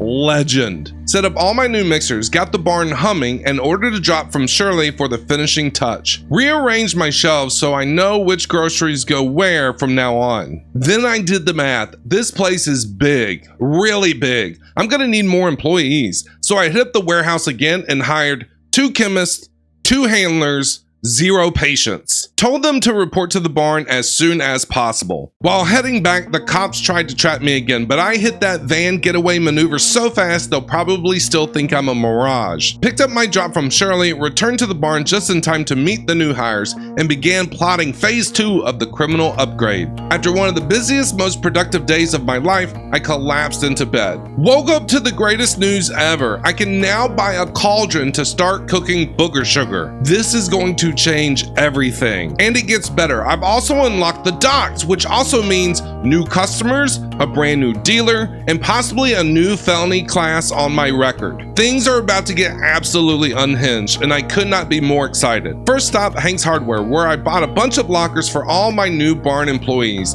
Gotta give the people a place to store their hopes, dreams, and paycheck crumbs. Ran back to the barn, slapped down the lockers like I was running a high school for criminals, and started assigning everyone their tasks. Mixers, handlers, mayhem, the whole squad. Tossed money in their lockers and boom, they snapped into action immediately. Like flipping a switch from lazy bystanders to productive felony machines. Honestly, I respect the hustle. Spent the whole day getting the barn operation up and running. Mixing stations, workflow layout, jar drop optimization. By the end of it, I was completely worn out.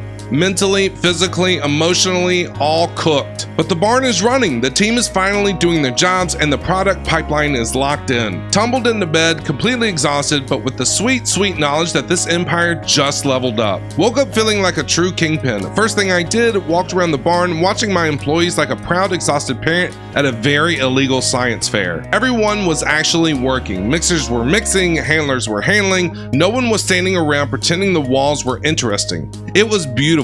Ordered some groceries to be delivered so they wouldn't have an excuse to slack off later, then dashed over to Hank's to buy a fresh load of baggies and jars. Gotta keep the handlers stocked or things start unraveling fast. Came back to the barn and everything was running like a charm. I stood in the middle of my growing empire, arms crossed, crime music playing in my head. Then listed dream cookies for sale and bam, my phone lit up immediately. People don't even blink anymore, they just text and throw money. Offloaded the groceries once they arrived, did a quick inventory check, and then spent most of the day doing logistical Tetris, optimizing jar placement, locker flow, handler efficiency, the works. Honestly, I should be teaching a masterclass in illegal supply chain management. Once everything was humming like a factory full of ambition and felony, I rolled out to do my late night deals. Swung by Brad's, grabbed my cut, he's stable again for now. Then popped over to Molly and oh my god, she came in clutch. Not only working, thriving. I swear, if I wasn't a wanted criminal, I'd kiss her on the forehead.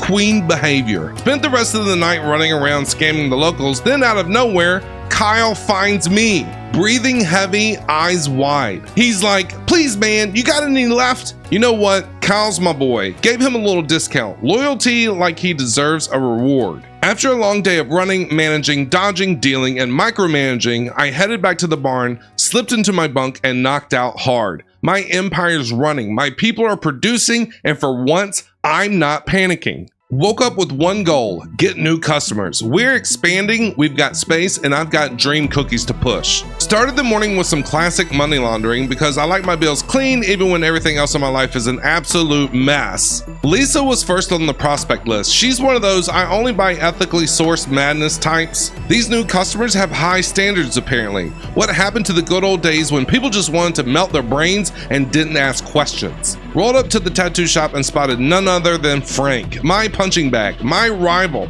my potential customer. Had to play it cool, no bats, no threats, just a friendly deal. And guess what? He said yes. I think he's forgiving me for the beatings, dumpster naps, and vehicular trauma. Growth? Or it might be memory loss. Melissa joined the customer club too, easy sell, she gets it. Genghis though, gave him a free sample, didn't even say thank you, so I had to give him something else, a bat to the face. Gratitude matters. Swung by Marco the mechanic and he said yes instantly. Guy probably knows quality chemical snacks when he sees them. Javier, on board. Mac, wobbly at first, but I talked him into it. Call me the felony therapist. Billy turned me down, for now. I'll wear him down like I did with Jesse and Frank. And okay, most of this town. Realized I needed to step up my free sample game, so I ran to the warehouse and bought a mixer just for personal experimental batches, aka the try before you cry starter kits. Night fell and it was time to knock out my scheduled late night deals. Ran around town handing off dreams in baggies like a morally bankrupt Santa Claus. Met up with Frank again for a deal, but this time I got greedy. I tried to pickpocket him after the sale. Huge mistake. He snapped, lunged, and started throwing hands. Had to put him down again. Swung by the gas station to grab groceries for the barn, then went home to cook up some new free samples. Gotta have something enticing to bribe these picky new customers. Did a little quality control just to test the product, and that's when the hallucinations hit. Pretty sure I saw the moon wink at me. Packed up the rest of the samples, feeling half euphoric, half melted, then dragged myself to bed like a glowing, twitchy wizard of sin. Woke up and immediately ordered more groceries like a stressed out soccer mom, but instead of juice box and cereal, it's ingredients for illegal dream biscuits and experimental doom dust. Set out with one goal, new customers. First stop, Lisa. She said yes again, but after one sample, she collapsed mid-sentence into a full-blown seizure. Strong product, possibly too strong, but hey, that's marketing. Genghis said no again, but I could tell the seizure he started having anyway was softening him. The body says yes before the brain catches up. Billy also refused, then also seized. At this point, it's basically part of the onboarding process. Found Javier doing a wild little dance solo in the street, looking like a man possessed or blessed. Either way, he's locked in. Phone started blowing up, so I scheduled some late night deals, then hit the laundromat to wash off the scent of panic and money rot. Ran into Jessie and accidentally sold her the wrong batch. Oops. I forgot. I'm sorry. I didn't mean to.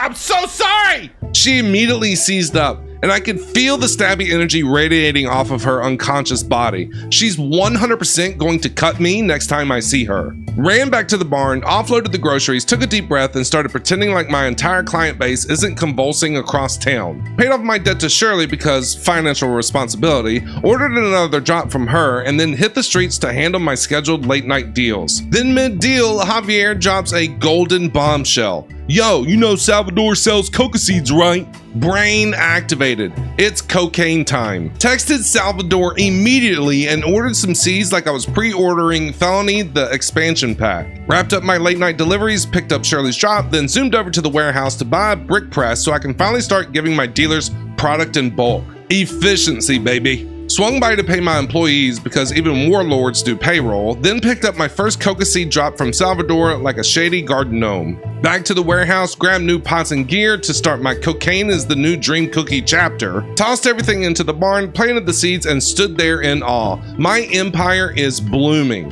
Hired a botanist on the spot to handle the plants while I focus on sales, strategy, and not getting stabbed by Jessie. Collapsed into bed after a day of seizures, seeds, sabotage, and serious profit. Kicked off the day with a mission, get the barn in full coca production mode. Ran over to Hank's Hardware to grab a locker for my new botanist because even illegal agricultural science deserves a place to stash their lunch and anxiety. Assigned Susan, the new botanist, her tasks. She got straight to work, quiet, efficient, probably hiding something. But hey, as long as she grows coca, she's golden. Suddenly, text messages started rolling in, so I scheduled a bunch of late night deals like a criminal wedding planner. Ordered more groceries for the barn to keep things stocked, then did some laps supervising my staff. Things were humming, and then someone starts whisper talking to me through the windows. It was Jessie. She came all the way to the barn, staring through the window like a ghost with a shopping list. She's like, "You got anything I can buy?" Girl, you literally tried to stab me like 2 days ago. But she caught me in a generous mood, and I had a little product on me. Gave her a hit.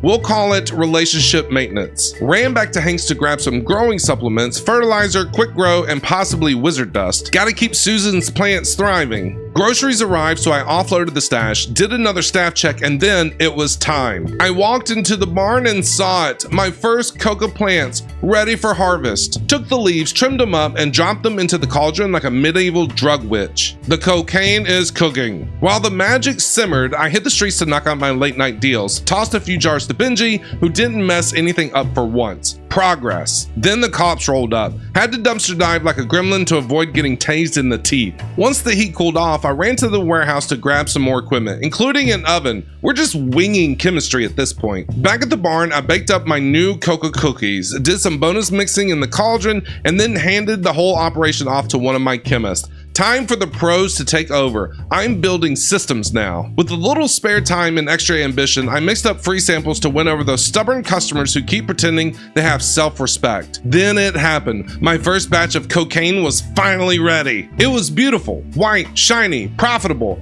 I stared at it like a proud parent at graduation. Ordered more groceries, bagged up my new customer bribery samples, and finally crashed into bed. Tired but dripping in drug kingpin glory. Woke up with one goal in mind: convince the rest of these stubborn new customers before I start giving out punch cards for seizures. Then it happened. Genghis finally said yes. I'm guessing the seizure he had last time rewired his brain just enough to crave more. Science. Text messages from my local junkie started rolling in. Business is booming. But then I ran into Benji, still slacking. I swear if he moved any slower, he'd be going backwards in time. Found Billy again, hit him with the third free sample, and this dude still said no. 3 free seizures and a handshake and you're still playing hard to get? He's immune to ambition. Scammed a few random locals while wandering, you know, like a neighborhood entrepreneur with no permit. During a deal with Melissa, she dropped some hot gossip. You should talk to Jane. She's moving stuff on the low. Say less, recruitment time. Ran over to Jane, gave her the sales pitch, and boom, welcome to the cartel, Jane. Don't screw this up. Back to the barn where I jarred up some cocaine balls with all the confidence of a Tupperware mom prepping for soccer practice. Offloaded groceries while muttering to myself about margins.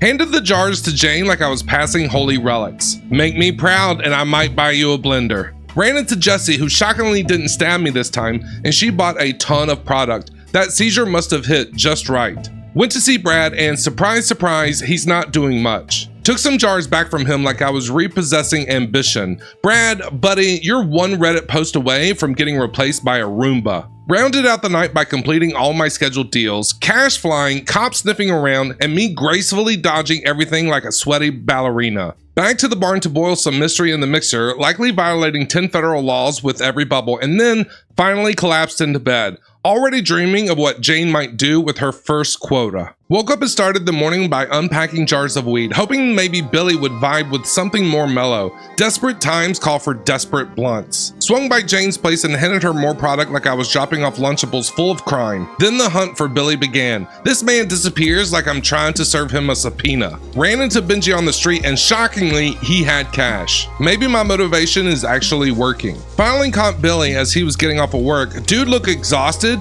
like life had drop kicked him. Gave him another free sample and he finally caved. We got him. Billy is in. Ran around scamming more locals because I believe in door-to-door hustling with a hint of felony. Returned to the barn for a production check, and to my surprise, things were running great. Nobody was on fire, crying, or quitting. That's a win in my book. Started thinking about the future of the business. You know, the big picture. Do I really need meth anymore? Maybe I should just go full cocaine overlord. But for now, I'll just use the same mixed recipe for both and hope no one dies. Ordered more groceries. While waiting, I realized something that made me scream internally. I have to do all the mixing myself just to teach these chemists how to make it. Love being a hands-on manager of a drug empire. Just a humble CEO with a cauldron full of felony. The end result? White punch. Tastes like regret and sadness. Low value, not worth the hype. Still packed it up though. Product is product. Time for a new experiment. Here's what I threw into the mixers like a caffeinated wizard. Soda, horse semen, painkillers, beans, motor oil, more soda, more beans, and batteries. If this doesn't kill someone, I'll be impressed. Ran over to Benji and gave him a few jars of the bad product. Returned to the barn, unloaded more groceries, did some light felony cooking, and collapsed into bed. I'm one botched batch away from reinvent on NyQuil. Woke up, cracked my back, and listed White Punch for sale. Within seconds, text messages exploded like fireworks. The townsfolk are frothing for chemical sadness. Decided it was time to teach the chemists a new recipe, so I mixed it myself like the world's least FDA-approved pastry chef. The result? Banana balls. And no, they don't contain a single banana. Market value, $735 a pop. That's right, I made golden orbs of addiction. Packed them up, prepped them for distribution, and then even more texts started coming in for White Punch. This town's got a problem and I am the solution. Or the cause. Either way, I'm thriving. Stopped by to launder some more money, casually living the entrepreneur life. While I was folding invisible socks in the laundromat, Chloe busted in like she was in a mob movie, chasing me down for product. But here's the kicker, she couldn't afford anything. So when I told her no, she threw hands, like full-on fists. so I introduced her to Mr. Bat. Not my fault, she's broke and aggressive. Then I realized I forgot to list banana balls for sale. Whoops! Marked them up to $825 because I believe in capitalism and chaos. Ran to pay off my debts to Salvador and Shirley. Shirley finally decided I was cool enough to meet in person. What an honor. Picked up a huge pseudo order from her, and of course the cops spotted us mid-deal like they were filming an episode of Breaking Laws with Shirley. Had to run for my life and text Salvador mid-escape for another job. Priorities. Back at the barn, I noticed some cops creeping around, probably sniffing for beans and battery fumes. Grabbed some full jars and hit the streets to complete all my scheduled late night deals. Jessie was the first brave soul to try banana balls, and I think she liked it. Or she started glowing. Either way, it's a hit. Swung by Brad's, grabbed my cash, dropped off more jars, ran to pick up my job from Salvador, and then went to the warehouse for some lovely chemicals, acid and phosphorus, because why not add danger to your inventory? That's when it all went wrong. Cops saw me leaving the warehouse, spotted me diving into a dumpster, and this time they opened the lid. Arrested. They took everything. Jars, product, dreams. That is so much money we just lost. They took all of my stash. But here's the silver lining. I completed all of my deals before getting arrested, which means they may have gotten my stash, but not my profits. Crawled out of custody, limped to the warehouse to replace everything that they took, then finally made it back to the barn, curled up in the corner and got some sleep. Woke up and immediately ran to Hank's to grab some more growth supplements. If I want Susan to grow coca leaves like she's in a botanical fever dream, she's gonna need that miracle juice. Then off to launder some more money, because even if the cops raided me yesterday, I still gotta keep the books squeaky enough. Now I was in a waiting game. Thanks to the lovely local PD stealing all of my product last night, I've got no inventory. So I paced, watched my employees, twiddled my criminal thumbs, texted people back like, yeah, product's coming soon, just be cool. While waiting, I swung by Brad's and grabbed my money. He's still on the hustle, respect. Then over to Benji, he's finally getting into the groove. The slacker might be turning into an actual employee. Might. Decided it was time to start moving employees from the bungalow up to the barn. Let's be real, the weed biz, cute, but I'm slinging banana balls and white punch now. This is a different tax bracket of felony. Swung by Molly's to grab my cash. She still got that barely hanging on vibe, but hey, money's money. Then out of nowhere, cops stopped me and did another illegal search. Like, do I just have search me written on my forehead? I had nothing on me, thank God, so they grumbled and left. Finally made it back to the barn to check production, and yes, stuff was being made, just slowly. So I walked around the place like a proud criminal manager and told every single employee, I appreciate you. Sometimes emotional manipulation is the best leadership tactic. Then I hit the bed. Tomorrow we restock the empire. Started the day by giving the barn some much needed feng shui, or whatever the criminal equivalent of optimizing your drug factory is. Shifted shelves, cleaned corners, moved mixers like I was staging a narcotics themed episode of HGTV. Ran to launder some money as one does, and made a pit stop at the real estate office. Time to grow the empire. I bought the car wash. Because if Walter White taught us anything, it's that dirty money deserves a clean ride. Checked it on Benji, and to my absolute surprise, he's still grinding. Who is this guy, and what has he done with Slacker Benji? Swung by Molly's, she had no money, but turns out I haven't given her anything to sell in a hot minute. That's on me, sorry Molly. Suddenly, illegal cop search number 1. I'm starting to feel like I should install a revolving door for these guys. Found Jane, and she's absolutely killing it. Like I might need to promote her or something. Then surprise, illegal cop search number 2. Still had nothing on me, still not arrested, still mad. Back to the barn hoping for some good news, but realized the chemists were just standing around like confused toddlers. Why? Because my new meth recipe hadn't been demoed yet. So I rolled up my sleeves, did the mixing myself, and showed the crew how it's done. Again. More optimization, more rearranging, more efficiency. I'm a cartel boss and a project manager. Ordered some groceries to be delivered, finished mixing and listed a fresh batch of dream cookies. Texts started coming in like I launched a Black Friday sale. Suddenly, Jerry shows up at the barn looking like he hadn't slept in days. He was desperate. Sold to him at a discount just so he'd stop shaking in my doorway. Paid off my debt to Salvador, then ordered more coca seeds. The farm must grow. Offloaded the groceries, watched Michael try to pack the product at speed of erosion. I could have packed the jars with my teeth faster than that man. I have never in my entire life seen somebody work as slow as this loser does. Finally got the full baggies, sprinted around town and knocked out a few late night deals. Picked up my job from Salvador, and since my employees had clocked out at 4 a.m., it was up to me to carry the operation again.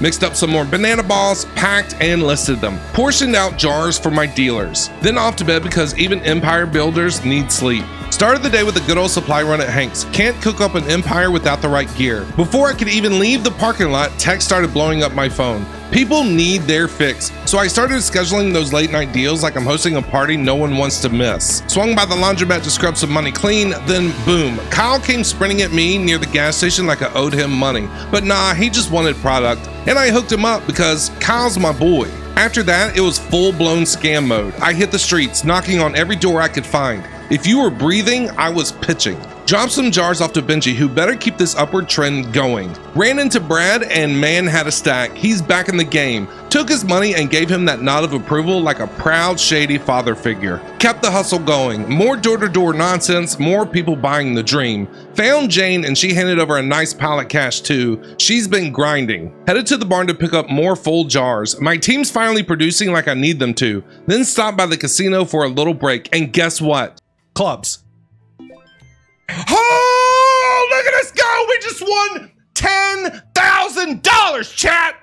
$10,000 in one game. We rich now. Rounded off the day with my late night deals. Cops were everywhere. It felt like the whole force was out tonight. Managed to dodge them all like a pro. Before clocking out, I tossed some more jars to Brad, then headed back to the barn for some well-earned rest. Started the day the usual way. Laundered some cash because my money's got to smell like dryer sheets before it hits the books. Checked in with Jane. She's holding it down. Not as flashy as Brad, but she's consistent. Hit the streets again to scam the locals, and let me tell you, they are hooked. Text messages coming in non-stop like I'm hosting the Super Bowl of street sales. Scheduled a whole wave of late night deals to ride the wave of addiction. Ordered groceries to the barn because this crew burns through more supplies than a school science fair on fire. Offloaded everything like a one-man delivery team. Then started packing up product myself because Michael still takes 30 minutes to pack one baggie like he's gift wrapping a Fabergé egg. I can do it in seconds with one hand and a sandwich in the other. Once night hit, it was time to run my marathon. I sprinted across this town like a deranged Uber Eats driver with zero GPS. Late night deals, all of them. By the end of it, my shoes were smoking. Did a quality control test in the middle of the street, and next thing I knew, I was floating. Not metaphorically, I was floating. Look at this moon. It's beautiful. Full moon is out and about. Back at the barn, I finally pulled out the brick press to smash down all the leftover weed from the bungalow. It was taking up space and time I no longer have. Since the crew was off the clock, I rolled up my sleeves and got to work. Mixing, packing, cooking, solo chef special. After that, it was lights out. At this point, things began getting a little repetitive, and I don't want to bore you with hearing the same thing over and over again. So every day from here on out, I can guarantee you that I laundered money, checked in with the dealers and gave them more product, scammed locals, scheduled late night deals, ordered groceries, did late night mixing, cooking, and packing when my workers clocked out at 4 a.m., and completed all deals at late night that were scheduled through text messages. From here until the end of the video, I will tell you when something unique or special happens during the rest of my 100 days. The day counter will still be visible in the top right hand corner so you can see what day I made progress. And if you're still watching and enjoying the content, hit the like button and consider subscribing to the channel. It helps me make more content like this and I really appreciate it. Now back to finishing off 100 days in Schedule 1. Started my morning scamming the locals and dodging eye contact, but of course the cops were watching, like vultures circling a rotisserie chicken. They gave chase and I did what I always do in these situations, beeline for the nearest dumpster. My safe haven, my fortress, my stinky sanctuary. No.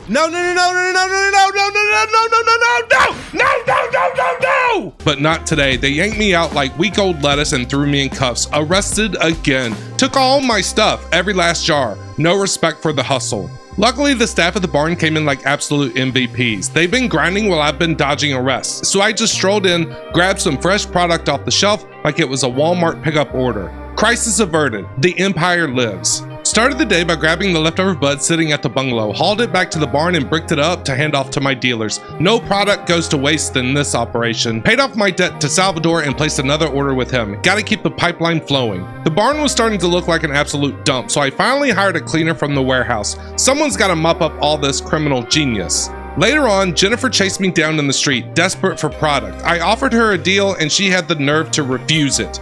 Well, then don't come asking. If you're gonna sprint after me fiending, don't waste my time. Today I ran over to the real estate office and made a huge business move. I bought Taco Ticklers, the final business that lets me launder money. That's right, every front in this town now belongs to me. And guess who's working the counter? Kyle. My boy is officially on payroll. Capped the day off with a late night pep talk at the barn. You guys doing all right? Everybody working together? We are a team here at Scotty Doesn't Know Inc. We work together. You have a job, you have a job, you have a job, you have a job, you have a job, you have a job, you have a job. Now, we don't offer health insurance. I just want you to know you are working less than 40 hours a week. So, no health insurance for your employees, but I will give you free dental insurance.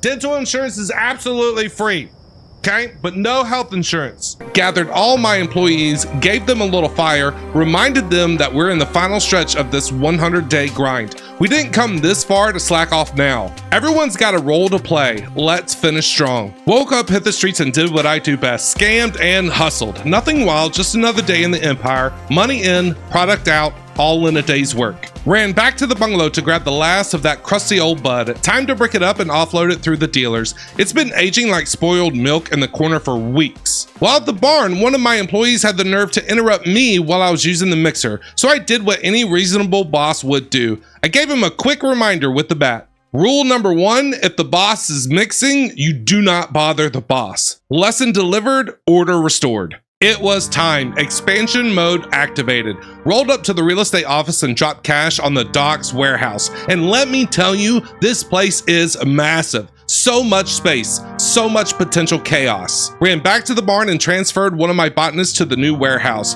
She's about to get real familiar with fertilizer.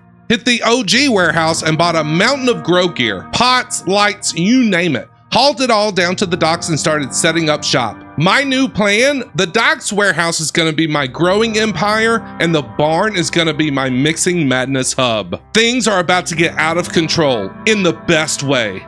Started the day by hitting up Hanks for growing supplies. My botanist at the Docks warehouse needs to start pushing out those coca plants. Dropped a row of lockers for all future employees. I'm building an army. Paid off my debt to Salvador, then ordered another seed drop. Time to expand production. Transferred one of my chemists from the barn over to the docks. This place is becoming a second headquarters. Assigned everyone their tasks, but of course the cops spotted me mid-sprint. Luckily I was able to jump into a dumpster to hide this time. Wrapped it up by hiring a couple of handlers and a new botanist from the warehouse. Then got them all assigned. The Grow Hub is officially online. Spent most of this day optimizing the setup at the Docks warehouse. Everything's gotta run like clockwork if I want this empire to grow. Swung over to pay off my debt to Salvador and ordered another seed drop for the expanding grow zone. Then it was back to the criminal warehouse to stock up on even more equipment for the docks. Pots, lights, shelves. If it grows, I bought it. Bit by bit, this place is turning into the cocaine capital of the coastline. The warehouse finally produced its first batch of coca leaves, grabbed it and ran it straight to the barn to be cooked into a fresh round of banana balls.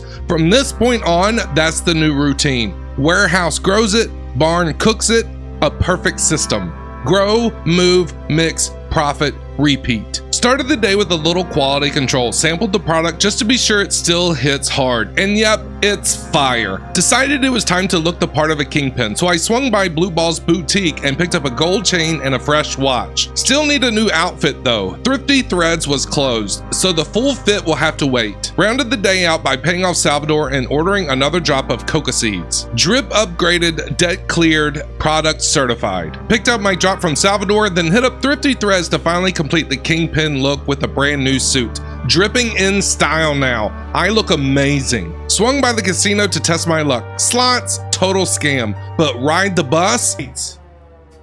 Spades. Woo! Woo! We win it big, chat! $10,000! $10,000! I hit for 10 grand. Let's go. Checked on the crew at the Docks warehouse. They're growing like mad, non-stop production, so I paid off Salvador again and ordered another drop. Looking sharp, making moves, stacking cash. Just another normal day of scamming and hustling around town. Business as usual. Well, until the evening when I accidentally ran over Lisa with my skateboard. Total accident. She really needs to watch where she's walking. Hustle never stops, wheels never lie. Started the day by grabbing all the leftover pots and equipment from the barn and hauling it to the docks. My botanists are about to grow even more. Ran into Kyle slacking off. Are you kidding me, Kyle? Are you kidding me? I own this place now. You get in there and get back to work. Like, hello, I own Taco Ticklers now. Back to the fryer, my guy. With all the new gear from the barn, I spent time optimizing the docks warehouse, getting everything in its perfect place. Meanwhile, over at the barn, Donald the chemist decided he didn't want to work today, so I had to make an example out of him. Hey, team, this is what happens when you don't do your job. Morale lesson: don't test the boss. The docks warehouse was a disaster, so I transferred my cleaner from the barn over there to handle it. This place is starting to look like a biohazard. Ran to the criminal warehouse and bought even more equipment because apparently I'm building an empire, not just a business. Set up all the new gear, spent some time optimizing the layout, and then assigned everyone their tasks. The operation's running smoother by the hour. Started the day with a frustrating realization. The cleaner I transferred from the barn to the docks warehouse never even showed up. Did my cleaner guy ever show up? Where did he go? You had one job. So I ran back to the criminal warehouse and hired a new cleaner. Got him on site and assigned him his tasks right away. Place is finally getting cleaned properly now. About time. Word on the street, and by street I mean my brain, is that I might just be able to hit $1 million net worth by day 100. But it's gonna take non-stop hustling to make that happen. So I hit the ground running, selling like a man possessed. Door to door, deal to deal, text to text. If you were breathing, I was pitching. Stopped by the casino hoping for a shortcut. Nope. I guess I'll have to earn it the hard way. Just another grind-heavy day, running around town, scamming locals, hustling non-stop, and flipping product like my life depends on it. I've got one goal in mind now, $1 million net worth, and I'm not letting up until I get there. Checked in on the docks warehouse. They're pumping out product like maniacs. The barn might not even be able to keep up with all this mixing. Got a text from Salvador. We can finally meet in person. Rolled up and ordered a huge load of coca seeds. This operation's about to explode. Made sure everyone got paid, nearly got hit by a car, and then hit the casino again. No luck. But with this level of production, who needs gambling? Swung by Hanks to grab a third trash can for the cleaner at the docks. He already has two. Why is there still trash everywhere? Clean faster, my guy. Set up the drying racks at the docks, hoping this boosts the quality of my coca leaves. Assigned everyone new tasks to include drying. Gotta squeeze every ounce of value out of this operation. The docks are turning into a well-oiled illegal machine. Woke up to huge news. Suburbia is unlocked. That means new customers, new dealer, and more profit potential. Today's goal: win over the suburban crowd. These people have sky-high standards, so it won't be easy with my current stash. Allison joined the customer club. Carl unfortunately said no. Karen said yes. And Hank from the hardware store turned me down. This is gonna take more than charm. I need higher quality product. Tried making a deal with Chris, but he pulled a knife on me. What is your problem? I gave you what you wanted.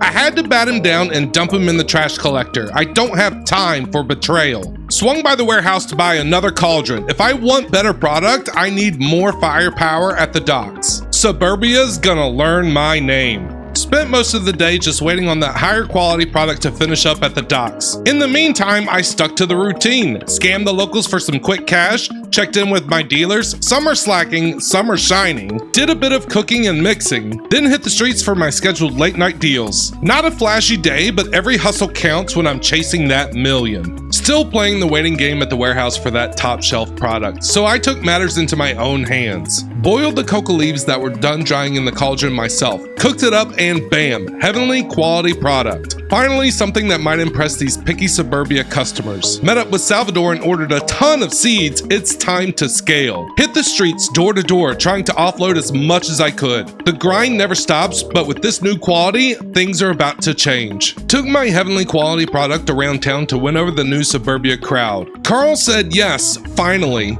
Jack said no, so I put a bullet in the back of his head. Maybe the hospital stay will change his mind. Randy saw the whole thing and wanted to throw hands. I pulled my gun, but there was a cop right behind him. Now I'm wanted dead or alive. Bolted to the barn to lay low. My staff doesn't snitch. Went back out after things cooled down to push more product. Harold still said no. Are these people insane? Might be time to cook up something extra special. Suburbia wants premium, I'll give them premium. Started the day trying Harold again. This time, he said yes. What was wrong with the free sample I gave you last night, my guy? Dennis joined up without a fight. That's the energy I like. Swung by the docks warehouse, the crew is still cranking out product like machines. Tried to convince Jack again, handed him another freebie. Still no. So I gave him a smack with the bat and pulled the gun. He's gonna come around or he's going down. It's crunch time and Donald at the barn decided now was the time to slack off. So I gave him a bat-induced motivational seminar. Checked in on the docks and those legends are still churning out product like pros. Finally, someone gets it. Kyle hunted me down at the barn looking desperate. Sold to him at a discount. At this point, I'll take cash any way it comes. Only 2 days left and I'm on the verge of $1 million.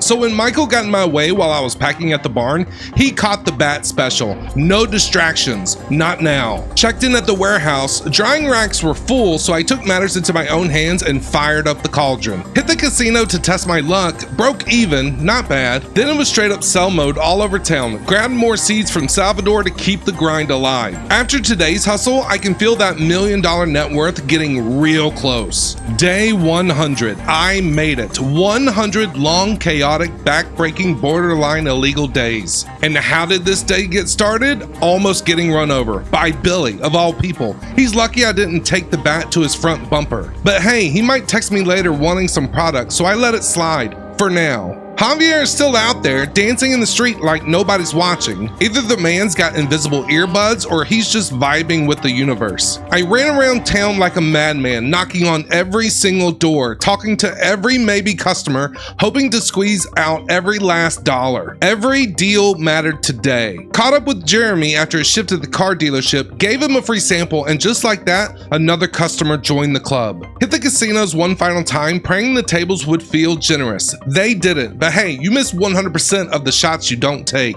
Made a deal with Jackie and she dropped a golden tip. Told me about Wei Long, the last possible dealer I hadn't recruited. Found his shady little shack, pitched him the operation, and just like that, he was in. Not that it really matters this late in the game, but I wanted to end this thing having done everything possible. I sold to everyone I could find, ran every street, knocked every door, made every deal I could line up. And when the dust finally settled, $927,000.